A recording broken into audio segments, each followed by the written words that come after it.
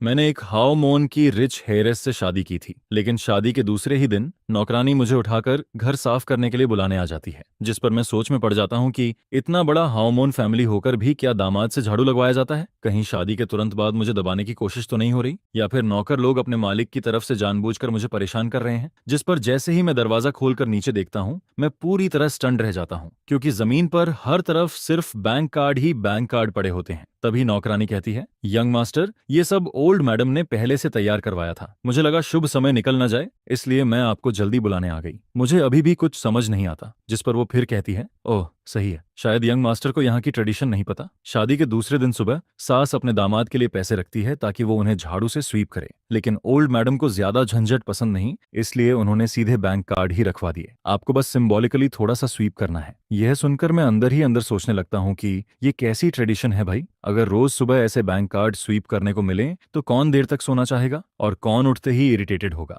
जिस पर मैं तुरंत झाड़ू उठाता हूँ और कमरे के बाहर पड़े सारे कार्ड स्विप करके अंदर खींचने लगता हूँ। मुझे नहीं पता एक कार्ड में कितना पैसा है, लेकिन अगर एक कार्ड में सिर्फ 10,000 युआन भी हों, तब भी इतने सारे कार्ड मिलाकर लाखों युआन तो बन ही जाते हैं। तभी नौकरानी फिर कहती है, यंग मास्टर, ओल्ड मैडम ने कहा है कि पासवर्ड आपका बर्थडे है। वो कार्ड मुझे थमाती है, लेकिन मैं अभी कुछ बोल भी नहीं पाता कि सामने वाले बेडरूम का दरवाजा खुल जाता है, जिस पर मेरी नजर एक बेहद खूबसूरत लड़की पर पड़ती है। Good morning. वो मेरी तरफ देखती है, फिर मेरे हाथों में भरे बैंक कार्ड्स पर नजर डालती है। इतने कार्ड थे कि मैं उन्हें ठीक से पकड़ भी नहीं पा रहा था। जिस पर वो कैजुअली कहती है, इतना फॉर्मल होने की जरूरत नहीं है, आराम से यूज करो। ये कहकर वो मास्टर बेडरूम में चली जाती है। वैसे भी मैं कोई फॉर्मल होने वाला नहीं था। अभी थोड़ी देर पहले ही मैं कार्ड लेने वाला था, लेकिन उसी ने बीच में इंटरप्ट कर दिया। जिस पर जैसे ही आंट जांग मुझे कार्ड्स देती है, मैं बिना किसी प्रेशर के सारे कार्ड ले लेता हूँ। इसके बाद मैं कार्ड्स लेकर वापस बेडरूम में जाता हूँ, उन्हें टेबल पर रखता हूँ और फिर फ्रेश होने चला जाता हूँ। जिस पर ओरिजिनल ओनर की मेमोरीज से मुझे पता चलता है कि वो और मैं दोनों एक ही मेजर में पढ़े थे। इतना ही नहीं, हम दोनों ने देश की टॉप यूनिवर्सिटीज से मास्टर डिग्री भी की थी। फर्क सिर्फ इतना था कि ग्रेजुएशन के बाद ओरिजिनल ओनर यूनिवर्सिटी में लेक्चरर बन गया था, जबकि मुझे मजबूरी में ऑडिट कंपनी में जॉब करनी पड़ी। ओरिजिनल ओनर को शादी की वजह से 3 दिन की छुट्टी मिली हुई थी, इसलिए फिलहाल उसे काम पर नहीं जाना था। जिस पर मैं सोचता हूँ कि इन 3 दिनों में उसके लेक्चर नोट्स अच्छे से पढ़ लूंगा, ताकि बाद में स्टूडेंट्स को पढ़ाते समय कोई गलती ना हो। सच कहूँ तो मुझे ओरिजिनल ओनर की ये जॉब बहुत पसंद आती है। वीकेंड की छुट्टी अलग, फेस्टिवल्स की छुट्टी अलग, ऊपर से विंटर वेकेशन और समर वेकेशन भी। अगर सुबह क्लास न हो तो आराम से देर तक सोकर ऑफिस जाओ, शाम को क्लास खत्म होते ही सीधा घर वापस। रात का पूरा टाइम सिर्फ अपना। जिस पर मैं अंदर ही अंदर इमोशनल होकर सोचता हूँ कि पिछले जन्म में मैं यूनिवर्सिटी में लेक्चरर नहीं बन पाया था। क्या वो मेरी मर्जी थी? नहीं, बस जिंदगी की अलग अलग परेशानियों ने मुझे वहां रुकने नहीं दिया। थैंक यू ओरिजिनल ओनर, सच में बहुत बहुत थैंक यू। इसी बीच मैं फेस वॉश कर रहा होता हूँ कि बगल वाले कमरे से आवाज आती है, जिस पर मैं टूथब्रश मुंह में दबाए बाथरूम से झांक कर देखता हूँ और पाता हूँ कि वो ड्रेसिंग रूम से बाहर आ चुकी है। जल्दी फ्रेश होकर नीचे ब्रेकफास्ट के लिए आ जाओ। उसकी ये बात सुनकर मुझे अजीब सा फील होता है, जैसे हम दोनों काफी समय से साथ रह रहे हों। जबकि सच्चाई ये थी कि ओरिजिनल ओनर और फू युनशु आज से पहले सिर्फ 2 बार मिले थे, पहली बार एंगेजमेंट पर और दूसरी बार शादी में। इसके बाद ब्रेकफास्ट टेबल पर फू युनशु मुझे पूरी तरह इनविजिबल समझती है। वो पूरे समय मुझसे एक शब्द तक नहीं बोलती, लेकिन खाना खत्म होने के बाद वो एक बैंक कार्ड टेबल पर रख देती है। अब से तुम्हारा पॉकेट मनी इसी कार्ड में ट्रांसफर होगा, इसे यूज करना। ये कार्ड तुम्हारे आईडी से बना है, सही है ना? जिस पर मैं अंदर ही अंदर एक्साइटेड हो जाता हूँ। आखिर रिच फीमेल सीईओ वाली कहानी का पॉकेट मनी सीन भी आ ही गया। सच कहूँ, जब तक पैसा हाथ में आ रहा है मुझे फर्क नहीं पड़ता वो मुझसे बात करे या नहीं। चाहे वो घर वापस ना आए तब भी मुझे कोई प्रॉब्लम नहीं है। यह कहकर फू युनशु सीधा ऑफिस चली जाती है, जिस पर मैं कार्ड उठाकर वापस कमरे में आता हूँ और उसे बाकी स्वीप किए हुए कार्ड्स के साथ रख देता हूँ। लेकिन थोड़ी देर बाद क्यूरियोसिटी की वजह से मैं फोन बैंकिंग ऐप खोलता हूँ और उस नए कार्ड को लिंक करने की कोशिश करता हूँ, जिस पर कार्ड तुरंत लिंक हो जाता है। मैं अंदर ही अंदर सोचता हूँ, वाह, ये रिच हेयर सच में काफी थॉटफुल है। आजकल सब फोन पेमेंट यूज करते हैं, इसलिए मेरे आईडी वाला कार्ड बनवाना सबसे आसान तरीका था। लेकिन अगले ही पल बैलेंस देखकर मेरी आंखें खुली की खुली रह जाती हैं। 2 मिलियन युआन,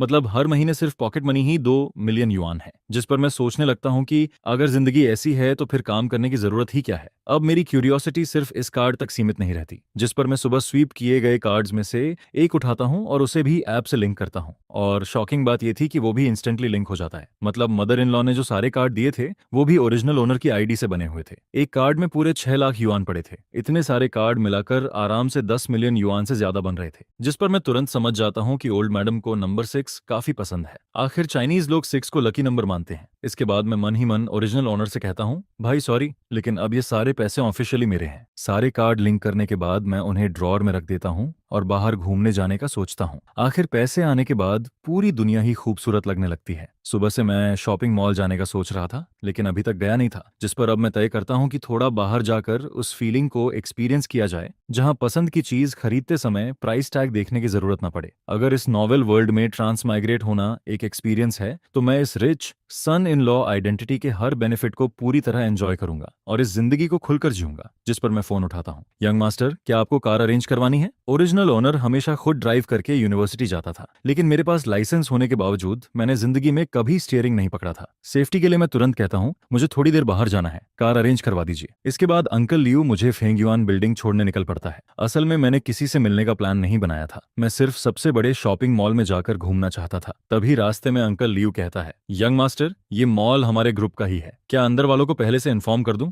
जिस पर मैं तुरंत मना कर देता हूँ, नहीं, मैं बस कैजुअली घूमने आया हूँ। इस बिल्डिंग में कुल 28 फ्लोर्स थे। 8वें फ्लोर से ऊपर ऑफिस कंपनीज थीं, जबकि नीचे पूरा लग्जरी शॉपिंग मॉल था। बेसमेंट में पार्किंग एरिया था। पहले 7 फ्लोर्स पर luxury brands, supermarket, mother and baby stores, indoor playground, restaurants, book store, cinema, gym, clothing stores, cafe, cat cafe और न जाने क्या क्या था। पूरा मॉल अंदर से बेहद लग्जरियस दिखता है, जिस पर जैसे ही मैं अंदर जाकर एक लग्जरी कार शोरूम की तरफ बढ़ता हूँ, तभी एक मैरिड कपल सीधे मेरी तरफ आते दिखाई देते हैं। टीचर वैन, आप यहाँ कैसे? जिस पर मैं शांत होकर ओरिजिनल ओनर की मेमोरी सर्च करने लगता हूँ। ये आदमी ओरिजिनल ओनर का कॉलिग था, जिसका नाम जियांग हाओ था। उसकी वाइफ की डिलीवरी डेट आने में अब भी 1 महीने से थोड़ा ज्यादा समय बाकी था। दोनों यूनिवर्सिटी में एक ही ऑफिस शेयर करते थे, लेकिन जियांग हाओ रेयरली ऑफिस आता था। ज्यादातर वहां सिर्फ मैं ही रहता था, जिस पर उसे हमेशा लगता था कि मैं उसकी जगह कब्जा करके बैठा हूँ। उसका सवाल सुनकर मुझे थोड़ा अजीब फील होता है, मैं यहाँ नहीं रहूंगा तो कहाँ रहूंगा? जिस पर वो फिर कहता है, क्या तुम शादी की छुट्टी लेकर होम टाउन नहीं गए थे? और शादी करके भी तुमने यूनिवर्सिटी के किसी को लेग को इन्वाइट तक नहीं किया? अब सब लोग गेस कर रहे हैं कि शायद तुम्हारी वाइफ दिखाने लायक नहीं है, इसलिए तुमने किसी को नहीं बुलाया। सब लोग इसी बात पर चर्चा कर रहे हैं कि आखिर तुम्हारी वाइफ कैसी होगी।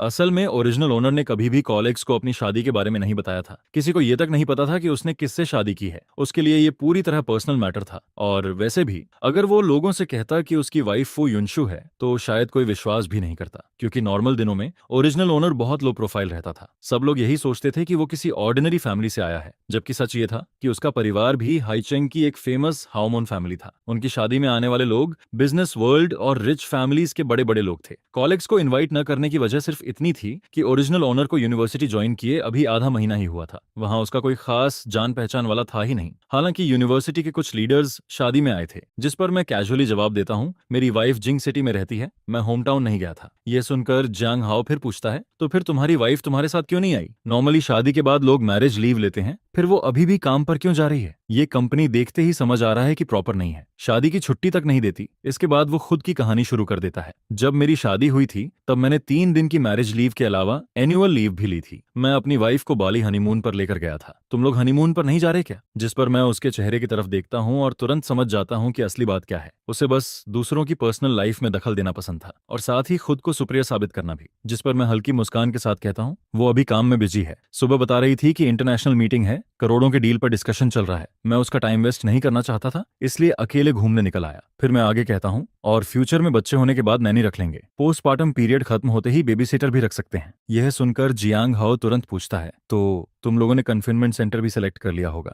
जिस पर मैं अंदर ही अंदर हंस पड़ता हूँ। रिच फैमिलीज में बच्चे खुद कौन संभाल रहा है, वहां तो नैनी और बेबी सिटर रखना नॉर्मल बात है। मेरी ये कैजुअल बातें सीधे उसकी वाइफ के दिल में चुभ जाती हैं, क्योंकि उनकी फाइनेंशियल कंडीशन उतनी अच्छी नहीं थी। जिस पर जियांग हाओ का चेहरा तुरंत खराब हो जाता है। अभी नहीं चुना, देख रहे हैं, आज हम बेबी क्लॉथ्स खरीदने आए हैं। इसके बाद वो ऑकवर्ड होकर कहता है, अच्छा टीचर वेन, हम ऊपर 2nd फ्लोर जा रहे हैं, फिर मिलते हैं, ठीक है, बाय। उनके जाने के बाद मैं भी मदर एंड बेबी स्टोर की तरफ बढ़ जाता हूँ। मैं ओरिजिनल ओनर के चाइल्डहुड फ्रेंड के बच्चे के लिए कुछ न्यूबॉर्न सामान खरीदना चाहता था। उसकी वाइफ का अभी हाल ही में पोस्टपार्टम पीरियड खत्म हुआ था, और मजेदार बात यह थी कि जियांग हाओ से मिलने के बाद ही मुझे ओरिजिनल ओनर के उस क्लोज फ्रेंड की याद आई थी। लेकिन मुझे क्या पता था कि उसी मदर एंड बेबी स्टोर में मेरी मुलाकात जियांग हाओ कपल से दोबारा हो जाएगी। जिस पर मेरा घूमने का मूड थोड़ा खराब हो जाता है। स्टोर काफी बड़ा था, इसलिए मैं सीधे दूसरे सेक्शन में चला जाता हूँ ताकि उनसे दोबारा सामना ना हो, वरना फिर उसके सार्कास्टिक कमेंट्स सुनने पड़ते। इसके बाद मैं 1 लाख युआन से ज्यादा की शॉपिंग कर देता हूँ और डिलीवरी एड्रेस अपने दोस्त के घर का दे देता हूँ। फिर मैं गोल्ड स्टोर की तरफ निकल जाता हूँ। असल में ओरिजिनल ओनर को बचपन से ही ब्रांडेड चीजें और एक्सपेंसिव गिफ्ट्स मिलते रहे थे, इसलिए उसे गोल्ड ज्वेलरी में ज्यादा इंटरेस्ट नहीं था, लेकिन मैं अलग था। मैंने कभी इमेजिन भी नहीं किया था कि जिंदगी में ऐसा दिन आएगा जब मैं गोल्ड देखते हुए प्राइस की चिंता न करूं, जिस पर मैं अपने दोस्त के बच्चे के लिए एक गोल्ड लॉन्गेविटी लॉक खरीदता हूं, फिर अपने लिए भी एक गोल्ड ब्रेसलेट ले लेता हूं। बाकी क्लॉथ्स वगैरह खरीदने का मेरा कोई प्लान नहीं था। घर के ड्रेसिंग रूम में पहले से बहुत सारे कपड़े पड़े थे, बाद में खरीद लूंगा। जब मैं घर लौटता हूं तब सिर्फ 11 बजे हुए होते हैं, जिस पर मैं पहले शावर लेता हूं, फिर कैजुअल होम क्लोथ्स पहनकर बाहर आता हूं। तभी अचानक एक अनएक्सपेक्टेड कॉल आ जाता है। वेंचन, आज तुमने बच्चों के लिए इतना सारा सामान खरीदा। जिस पर मैं हंसते हुए पूछता हूं, तो क्या सबको पसंद आया? सामने से तुरंत जवाब आता है, बहुत पसंद आया, तुमने बिल्कुल हमारी पसंद की चीजें खरीदी हैं। वो टॉय कार तो इतनी प्रैक्टिकल है कि मेरा भी खेलने का मन कर रहा है। फिर वो एक्साइटेड होकर कहता है, और तुमने बच्चों के लिए गोल्ड लॉक भी खरीदा है? जिस पर मैं जवाब देता हूँ, हाँ, कल मैं खुद लेकर आऊंगा। अरे यार, इतना खर्चा क्यों किया? लेकिन अगले ही पल उसकी गॉसिप मोड चालू हो जाती है। अच्छा छोड़ो, ये बताओ कल रात कैसा रहा? ये सुनकर मैं तुरंत समझ जाता हूँ कि ये किस तरफ बात ले जाना चाहता है। जिस पर मैं सीधा बोल देता हूँ, हम दोनों अलग अलग कमरे में सोए थे। सामने वाला तुरंत शॉक हो जाता है, क्या अभी शादी हुई और तुम लोग अलग सो रहे हो? ऐसे तो तुम दोनों में फीलिंग्स डेवलप ही नहीं होंगी। आखिर तुम सोच क्या रहे हो? वो फिर आगे कहता है, तुम कोई कॉन्ट्रैक्ट मैरिज तो कर नहीं रहे, बाद में डिवोर्स का एग्रीमेंट भी नहीं है, तो मैरिड लाइफ कंटिन्यू करनी पड़ेगी ना? क्या तुम सच में फुयुनशु को बाहर किसी और को ढूंढने दोगे? उसकी बातें सुनकर मैं पूरी तरह साइलेंट हो जाता हूँ, क्योंकि वो सही कह रहा था। ये कोई कॉन्ट्रैक्ट मैरिज नहीं थी। अगर रिलेशनशिप चल सकती है तो नेचुरली उसे आगे बढ़ना ही चाहिए। जिस पर मैं ओरिजिनल नॉवेल की बातें याद करने की कोशिश करता हूँ। ओरिजिनल ओनर और फू युनशु का रिलेशनशिप आखिर कब क्लोज हुआ था? एक्सीडेंट कब हुआ था? बाद में दोनों के बीच फीलिंग्स डेवलप हुई थी या नहीं? लेकिन नॉवेल में इन इंपॉर्टेंट चीजों का कभी डिटेल में जिक्र ही नहीं किया गया था। कॉल कटने के बाद मैं काफी देर तक सोचता रहता हूँ। आखिर मैं ये फैसला करता हूँ कि ये जिंदगी मेरे लिए पूरी तरह नई शुरुआत है, इसलिए मैं किसी जल्दबाजी में नहीं पड़ूंगा। बस अपने दिल की सुनूंगा और अपने पेस पर आगे बढ़ूंगा। दोपहर में मैं बुक्स और लैपटॉप लेकर स्टडी रूम की तरफ जाता हूँ, जिस पर अंदर जाकर मैं नोटिस करता हूँ कि वहां सिर्फ फू युनशु का वर्क स्पेस ही नहीं था, बल्कि एक नया सेक्शन खास मेरे लिए भी तैयार किया गया था। तभी आन जांग समझाते हुए कहती हैं, घर के हर फ्लोर पर स्टडी रूम है। यंग मिस ने सोचा कि आपके काम में भी स्टडी रूम की जरूरत पड़ेगी। वो नहीं चाहती थी कि आपको बार बार स्टेयर्स चढ़ना पड़े,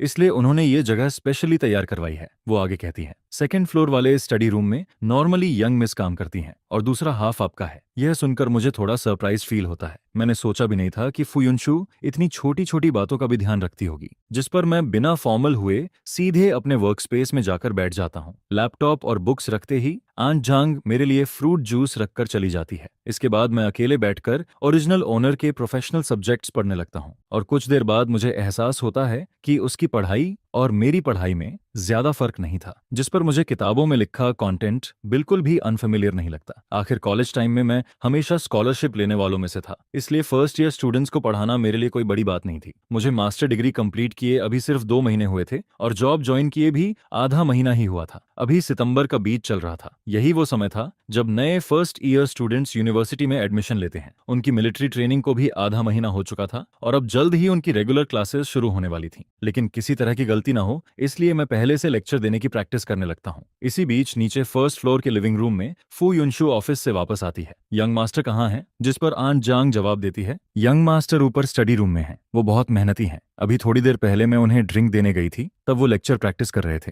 लेकिन फू युनशु को शायद ज्यादा इंटरेस्ट नहीं था कि मैं क्या कर रहा हूँ। जिस पर वो कैजुअली कहती है, उन्हें नीचे बुलाइए, मैं उन्हें अपने एक फ्रेंड से मिलवाने ले जा रही हूँ। आन जांग फिर पूछती है, क्या यंग मास्टर को थोड़ा फॉर्मली ड्रेस होना चाहिए? मैं उनके लिए क्लॉथ्स तैयार कर दूं? नहीं, सिंपल ही रहने दो। इसके बाद आन जांग ऊपर आकर कहती है, यंग मास्टर, यंग मिस वापस आ गई हैं, वो आपको अपने एक फ्रेंड से मिलवाने ले जाना चाहती हैं। मैं अभी आता हूँ। असल में मिरर के सामने लेक्चर प्रैक्टिस करते करते मेरा कॉन्फिडेंस काफी बढ़ गया था। बस मुझे लग रहा था कि अभी भी कुछ कमी बाकी है। जिस पर मैं जल्दी से सामान समेटता हूँ और स्टडी रूम से बाहर निकल जाता हूँ। आन जांग रास्ते में कहती है, शायद यंग मिस के काफी क्लोज फ्रेंड्स हैं, उन्होंने कहा है कि ज्यादा फॉर्मल होने की जरूरत नहीं है, आराम से चलिए। ठीक है, थैंक यू आन जांग। इसके बाद मैं बेडरूम में वापस जाकर कपड़े बदलता हूँ। सितंबर के बीच में भी जिंग सिटी का मौसम काफी गर्म था। जैसे ही मैं नीचे उतरता हूँ, फुयुनशु की आवाज सुनाई देती है। कल हमारी शादी थी। मेरा एक लॉयर फ्रेंड है जिंगहाओ, किसी जरूरी काम की वजह से वो शादी में नहीं आ पाया था, इसलिए आज उसने इंसाइट किया कि मैं ट्रीट दूं और तुम्हें भी साथ लेकर आऊं। जिस पर मैं मन ही मन सोचता हूं कि वैसे भी मेरे पास कोई काम नहीं है, साथ जाना बुरा नहीं होगा। असल में मैं उसके फ्रेंड्स और रिलेटिव्स को थोड़ा और जानना चाहता था। आखिर मुझे ये भी पता लगाना था कि उसके किन लोगों से खराब रिलेशंस हैं, ताकि फ्यूचर वाले कार एक्सीडेंट के बारे में थोड़ा कोशियस रह सकूं। रास्ते में वो अचानक पूछती है, आज तुम पूरे दिन घर पर ही थे? जिस पर मैं जवाब देता हूँ, नहीं, सुबह फेंग्युआन बिल्डिंग गया था, फेंग शाओ के बच्चे के लिए कुछ सामान खरीदा। इसके बाद कार धीरे धीरे एक शांत इलाके में पहुंचती है। बाहर एक साइनेज लगा था जिस पर रेस्टोरेंट का नाम लिखा हुआ था। फुयुनशु बताती है, ये एक फैमिली रेस्टोरेंट है, ऑनर हाइचेंग का है और यहाँ के हाइचेंग डिशेस काफी ऑथेंटिक हैं, शायद तुम्हें पसंद आए। फिर वो कार से उतरते हुए कहती है, चलो वो लोग अंदर इंतजार कर रहे हैं। जिस पर मैं पूछता हूँ, हम दोनों के अलावा और कौन है? वो जवाब देती है, एक मैरिड कपल है, तुम उन्हें देखते ही पहचान जाओगे। और सच में अंदर पहुंचते ही मैं उन्हें पहचान लेता हूँ। वो लेयू कपल थे, दोनों इंटरनेट पर बेहद फेमस ब्लॉगर्स थे। उनका जॉइंट अकाउंट लेयू कपल नाम से था। सभी प्लेटफॉर्म्स मिलाकर उनके 20 मिलियन से ज्यादा फॉलोअर्स थे। वांग यू एक लॉयर थी जो इंटरनेट पर लीगल नॉलेज शेयर करती थी। वो अलग अलग केसेस एक्सप्लेन करती थी और जरूरतमंद लोगों को फ्री लीगल हेल्प भी देती थी। वहीं उसका हस्बैंड रेन लई पहले सर्टिफाइड अकाउंटेंट था, लेकिन बाद में फुल टाइम हाउस हस्बैंड बन गया। वो बच्चे संभालने के साथ साथ डेली लाइफ वीडियोस बनाता था और लाइव स्ट्रीम सेलिंग भी करता था, जिस पर मैं अंदर ही अंदर राहत की सांस लेता हूँ। अच्छा हुआ, पढ़ाई के अलावा मैं शॉर्ट वीडियोस भी काफी देखता था, इसलिए इन्हें पहचान गया। इसके बाद फू युनशु मेरा इंट्रोडक्शन करवाती है। ये मेरे हस्बैंड हैं वेन चेन। शायद मुझे तुम दोनों का इंट्रोडक्शन इन्हें देने की जरूरत नहीं पड़ेगी। जिस पर दोनों हंसते हुए कहते हैं, हेलो ब्रदर इन लॉ।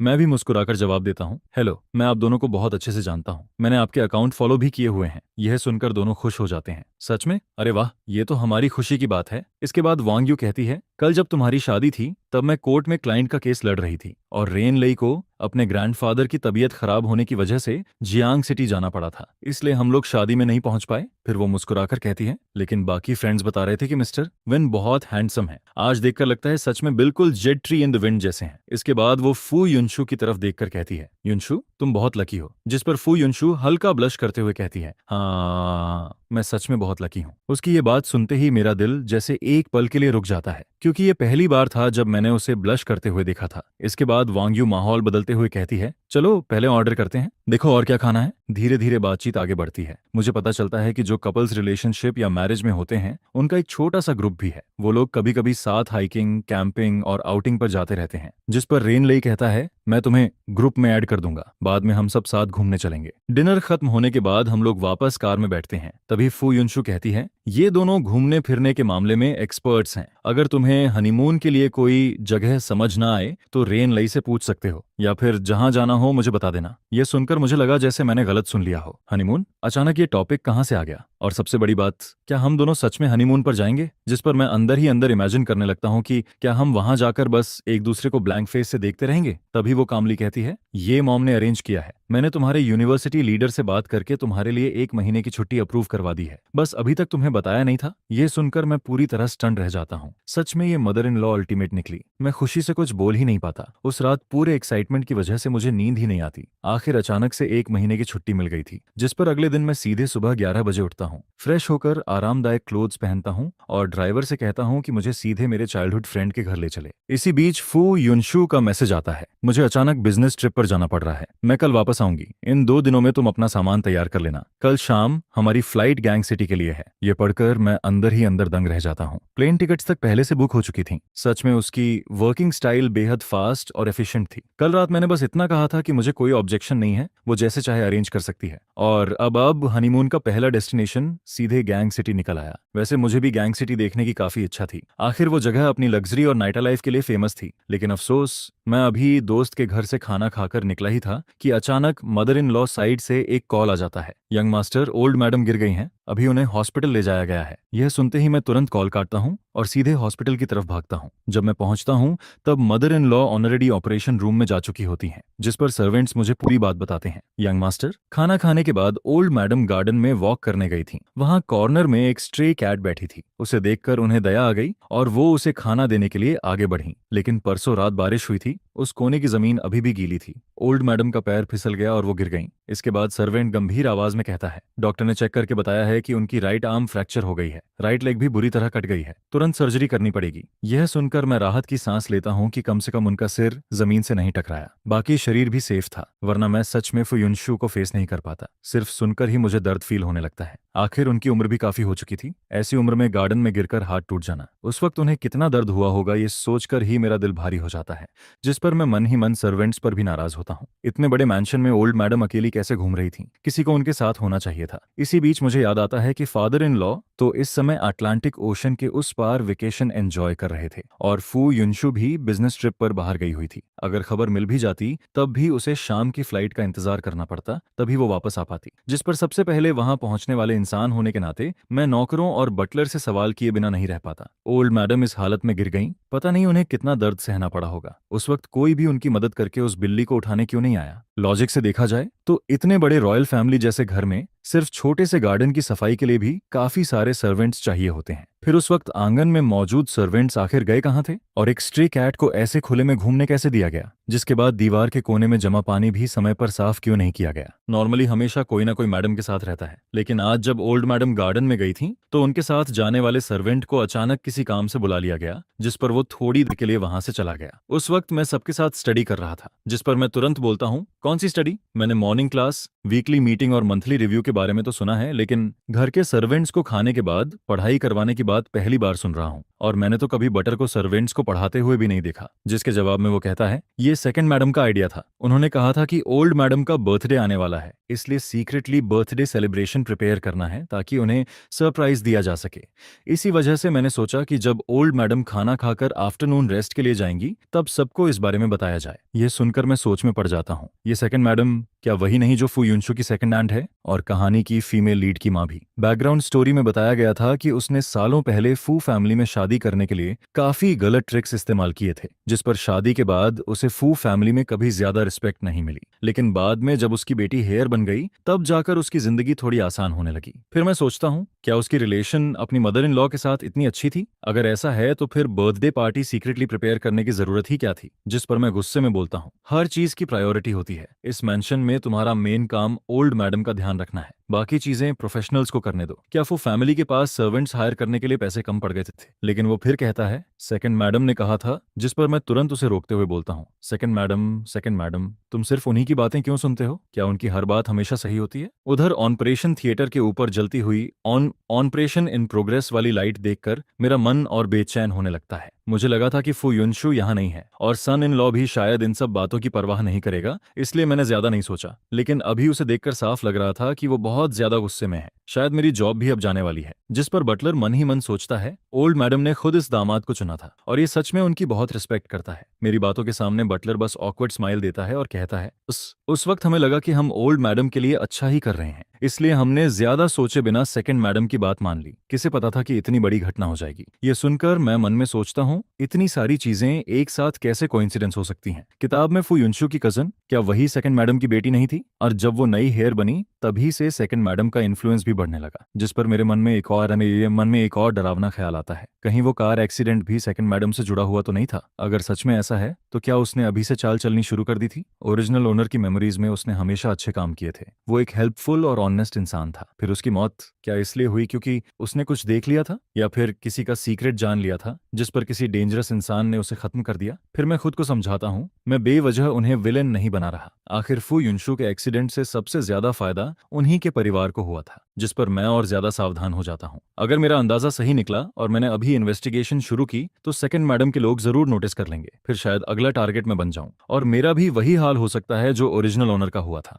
यह सोचकर मैं तुरंत अपने एक्सप्रेशंस कंट्रोल करता हूँ। नहीं, मुझे अपनी फीलिंग्स बाहर नहीं दिखानी चाहिए। फिर मैं बटर से शांत आवाज में कहता हूँ, अगली बार ध्यान रखना, चाहे कुछ भी हो जाए, सबसे पहले ओल्ड मैडम की सेफ्टी जरूरी है। उनके आसपास हमेशा कोई ना कोई मौजूद रहना चाहिए और कोर्टयार्ड का हर कोना साफ होना चाहिए। अब जो होना था वो हो चुका था, इसलिए सब बस ऑपरेशन रूम के बाहर इंतजार करते रहते हैं। जिसके बाद मैं पूछता हूँ, फू युनशु को खबर दी गई? जिस पर बटर जवाब देता है, जी, यंग मिस को कॉल कर दिया गया है, वो वापस आने के रास्ते में है। समय ऐसे गुजरता है जैसे पूरा एक सेंचुरी बीत गई हो और आखिरकार डॉक्टर ओल्ड मैडम को ऑपरेशन रूम से बाहर लेकर आता है। जिस पर मैं नोटिस करता हूँ कि ये डॉक्टर फू युनशु का पुराना क्लासमेट है, इसलिए वो मुझे तुरंत पहचान लेता है और कहता है, मिस्टर वेन, ज्यादा चिंता मत कीजिए, ऑपरेशन ज्यादा कॉम्प्लिकेटेड नहीं था, बस बोन फ्रैक्चर हुआ था, इसलिए 3 नेल्स लगाने पड़े। ओल्ड मैडम को थोड़ा दर्द जरूर सहना पड़ेगा, लेकिन अगर वो अच्छे से रेस्ट करेंगी तो कुछ समय बाद ठीक हो जाएंगी। मैं राहत की सांस लेते हुए कहता हूँ, डॉक्टर, आपने बहुत मेहनत की, मैं पहले ओल्ड मैडम को देख लेता हूँ। इसके बाद मैं वार्ड में जाकर ओल्ड मैडम के बेड के पास खड़ा हो जाता हूँ। इस वक्त वो अभी भी अनकॉन्शियस थीं और उनके हाथ में ड्रीप लगी हुई थी। कमरे में मेरे अलावा बटरफिंग,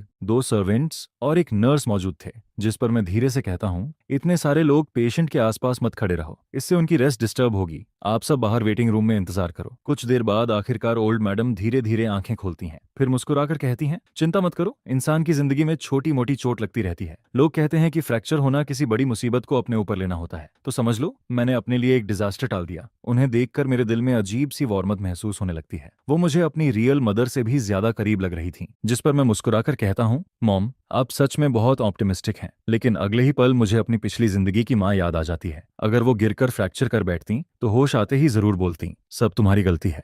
अगर तुम लोग सक्सेसफुल होते और मेरे लिए अच्छा घर खरीद देते तो क्या मैं गिरती? मेरी किस्मत ही खराब है। पूरी जिंदगी मेहनत की, लेकिन कोई भी बच्चा लॉयल नहीं निकला। फिर मुझे याद आता है कि अभी तक मैं ओरिजिनल ओनर के रियल पेरेंट्स से भी नहीं मिला हूँ। जब वो 6 साल का था तभी उसके पेरेंट्स का डिवोर्स हो गया था, जिसके बाद दोनों ने जल्दी ही नई फैमिली बना ली। ओरिजिनल ओनर अपने फादर और स्टेप मदर के साथ बड़ा हुआ और उनका रिलेशन भी ठीक ठाक ही था। शादी के वक्त दोनों आए जरूर थे, लेकिन अपने नए पार्टनर और बच्चों के साथ। जिस पर मैं ओल्ड मैडम से कहता हूँ, मॉम आप बस आराम कीजिए, मैं घर जाकर किचन अरेंज करता हूँ और आपके लिए खाना भेजता हूँ। अभी आपको अच्छे से न्यूट्रिशन लेना होगा रितिन। लेकिन वो तुरंत मना कर देती हैं, जरूरत नहीं है, घर में शेफ्स और सर्वेंट्स हैं, वो खुद खाना भेज देंगे। तुम्हें परेशान होने की जरूरत नहीं, तुम बस यहाँ बैठकर मुझसे बातें करो। फिर वो मुस्कुराते हुए कहती हैं, कल तुम दोनों हनीमून पर जाने वाले थे ना? सुना है पहला स्टॉप हार्बर सिटी है। चलो मैं तुम्हें अपनी पुरानी मेमोरीज सुनाती हूँ जब मैं वहां गई थी। जिस पर मैं तुरंत बोल पड़ता हूँ, मॉम अब हनीमून का क्या मतलब? वैसे भी मेरी 1 महीने की छुट्टी है, मैं घर पर रहकर आपकी देखभाल करूंगा। यह सुनकर ओल्ड मैडम हल्का सा हंस देती हैं। वो ऐसी इंसान थीं जिन्हें बीमारी में भी बच्चों की सेवा नहीं चाहिए होती। उल्टा वो चाहती थीं कि हम अपनी हनीमून ट्रिप वैसे ही कंटिन्यू करें जैसा पहले प्लान हुआ था। फिर वो थोड़ा सख्त होकर कहती हैं, ऐसा बिल्कुल नहीं होगा, बड़ी मुश्किल से शादी के बाद 1 महीने की छुट्टी मिली है, अब कैसे कह सकते हो कि नहीं जाओगे? मुझे बस फ्रैक्चर हुआ है, कोई बड़ी बीमारी नहीं। यहाँ सर्वेंट्स हैं मेरी देखभाल के लिए, तुम लोगों को यहाँ रुकने की जरूरत नहीं है। जिस पर मैं तुरंत बोलता हूँ, कोई बात नहीं मॉम, अभी मेरी विंटर वेकेशन और समर वेकेशन बाकी है। फैमिली से ज्यादा जरूरी भला और क्या हो सकता है? जब आप ठीक हो जाएंगी तब घूमने के मौके फिर मिल जाएंगे, और हनीमून ट्रिप कैंसिल हो जाए तो भी कोई फर्क नहीं पड़ता। असल में मैं खुद भी फुयुनशु के साथ अकेले हनीमून पर जाने को लेकर थोड़ा ऑकवर्ड फील कर रहा था। अब अच्छी बात यह थी कि मेरे पास ना जाने का एक परफेक्ट एक्सक्यूज भी मिल गया था। उधर तभी फुयुनशु हॉस्पिटल पहुंचती है। वो रूम के बाहर ग्लास विंडो से अंदर झांकती है और हमें बातें करते हुए देखती है। पता नहीं मैंने ऐसा क्या कहा था, जिस पर बेड पर लेटी ओल्ड मैडम लगातार हंस रही थी। फिर वो जल्दी से अंदर आती है और कहती है, मॉम मैं आ गई, अब कैसी तबीयत है आपकी? बहुत दर्द हो रहा है क्या? जिस पर ओल्ड मैडम मुस्कुराकर कहती हैं, अरे नहीं, मैं बिल्कुल ठीक हूँ, बस छोटा सा ऑपरेशन हुआ है। जिंदगी में इससे बड़े तूफान देख चुकी हूँ मैं, इतनी सी बात से क्या होगा? यह देखकर मैं चुपचाप बाहर निकल आता हूँ ताकि माँ बेटी आराम से बातें कर सकें। लेकिन जैसे ही मैं बाहर वेटिंग एरिया में बैठता हूँ तभी अचानक एक औरत की तेज आवाज सुनाई देती है। अच्छे भले इंसान को ऐसी चोट कैसे लग गई? तुम लोग काम कैसे करते हो? आंगन का गंदा पानी तक साफ नहीं कर पाए? जिस पर मैं तुरंत आवाज पहचान लेता हूँ, ये सेकंड मैडम थी। उन्हें देखकर मैं थोड़ा हैरान रह जाता हूँ। वो सच में काफी यंग दिख रही थी, मुश्किल से 40 के आसपास, और ऑनेस्टली कहूं तो उन्होंने खुद को बहुत अच्छे से मेंटेन किया हुआ था। फिर वो जल्दी से पूछती हैं, युनशु तुम्हारी माँ कैसी हैं? जिस पर फू युनशु जवाब देती है, मॉम अभी थोड़ी देर पहले ही होश में आई हैं। मैं बाहर डूबते हुए सूरज को देखता हूँ और सोचता हूँ कि इस वक्त तक शायद किसी ने खाना भी नहीं खाया होगा। तभी फू युनशु कहती है, थोड़ी देर में घर से खाना आ जाएगा। जिस पर सेकंड मैडम तुरंत बोलती हैं, चलो पहले मैं उन्हें देख लूं, इस उम्र में गिरना बहुत तकलीफ देता है। उन्हें देखकर मुझे थोड़ा अजीब फील होता है, क्योंकि वो बहुत जेंटल और काइंड लग रही थी, बिल्कुल वैसी नहीं जैसी मैंने इमेजिन किया था। अंदर जाते ही वो ओल्ड मैडम का हाथ पकड़कर कहती हैं, सिस्टर इन लॉ आप ऐसे कैसे गिर गई? उस वक्त आपके साथ कोई नहीं था क्या? ओल्ड मैडम उस वक्त फू युनशु से बातें कर रही थी। फिर वो मुस्कुराते हुए कहती हैं, आओ यहाँ बैठो। जिस पर सेकंड मैडम तुरंत पास बैठ जाती हैं और कहती हैं, जैसे ही खबर मिली मैं तुरंत यहाँ चली आई। अच्छी बात यह रही कि घर में रिब सूप बन रहा था और अभी भी गर्म है, मैं आपके लिए लेकर आई हूँ। फिर वो सूप आगे बढ़ाते हुए कहती हैं, लोग कहते हैं ना जो खाओ वही शरीर बनता है। थोड़ा सूप पीजिए और थोड़ा मीट भी खाइए, आपकी बोन्स जल्दी रिकवर होंगी। स्मेल कीजिए, कितना अच्छा लग रहा है। जिस पर ओल्ड मैडम खुश होकर कहती हैं, वाह, सिर्फ स्मेल से ही भूख लगने लगी। उन्हें ऐसे देखकर मुझे लगने लगता है कि शायद दोनों का रिलेशन सच में काफी अच्छा था, वरना सेकंड मैडम इतनी जल्दी सूप लेकर यहाँ नहीं आती। फिर मैं मन ही मन सोचता हूँ, मैंने पहले इनके बारे में जरूरत से ज्यादा गलत सोच लिया था। तभी सेकंड मैडम मेरी तरफ देखकर कहती हैं, वेंचन तुमने अभी तक खाना नहीं खाया ना? जिस पर मैं जवाब देता हूँ, यहाँ मॉम के साथ था इसलिए भूख का ध्यान ही नहीं रहा। फिर ओल्ड मैडम तुरंत बोलती हैं, जल्दी जाकर खाना खाओ, पहले खाना जरूरी है। जिस पर फू युनशु मेरी तरफ देखकर कहती हैं, चलो। इसके बाद हम दोनों हॉस्पिटल से निकलकर एक रेस्टोरेंट पहुंचते हैं। मैं कैजुअली पूछता हूँ, कुछ भी चलेगा, मुझे खाने में ज्यादा चॉइस नहीं है। लेकिन फिर भी मैं थोड़ा हेजिटेंट होकर पूछता हूँ, युनशु तुम श्योर हो कि हमें इसी रेस्टोरेंट में खाना चाहिए? तभी रेस्टोरेंट का मालिक मुस्कुराते हुए हमारे पास आता है और कहता है, यंग मिस यंग मास्टर, आप लोग क्या खाना पसंद करेंगे? जिस पर फू युनशु कहती है, अंकल लिन, आप अपने स्पेशल डिशेस बना दीजिए और एक पॉट टी भी ले आइए। मैं क्यूरियस होकर पूछता हूँ, वैसे ये रेस्टोरेंट किसका है? जिस पर वो जवाब देती है, जो अभी आए थे वही यहाँ के शेफ भी हैं और ऑनर भी। वो मेरे ग्रैंडफादर के डिसिप्लिन है। पहले एक हाई क्लास होटल में हेड शेफ थे, बाद में कुछ हुआ जिसके बाद उन्होंने खुद का रेस्टोरेंट खोल लिया और इस रेस्टोरेंट में हाफ इन्वेस्टमेंट मेरे ग्रैंडफादर की है। यह सुनकर मैं थोड़ा शॉक्ड हो जाता हूँ। ग्रैंडफादर पहले शेफ थे? मुझे तुरंत महसूस होता है कि इस कहानी के पीछे जरूर कोई हिडन स्टोरी है, क्योंकि बाहर से सिंपल दिखने वाला ये रेस्टोरेंट अंदर से काफी लग्जरी था और यहाँ की प्राइसेस भी बिल्कुल चीप नहीं थी। जिस पर फुयुनशु धीरे से कहती है, हाँ, ग्रैंडफादर कुकिंग स्किल की वजह से ही ऊपर तक पहुंचे थे,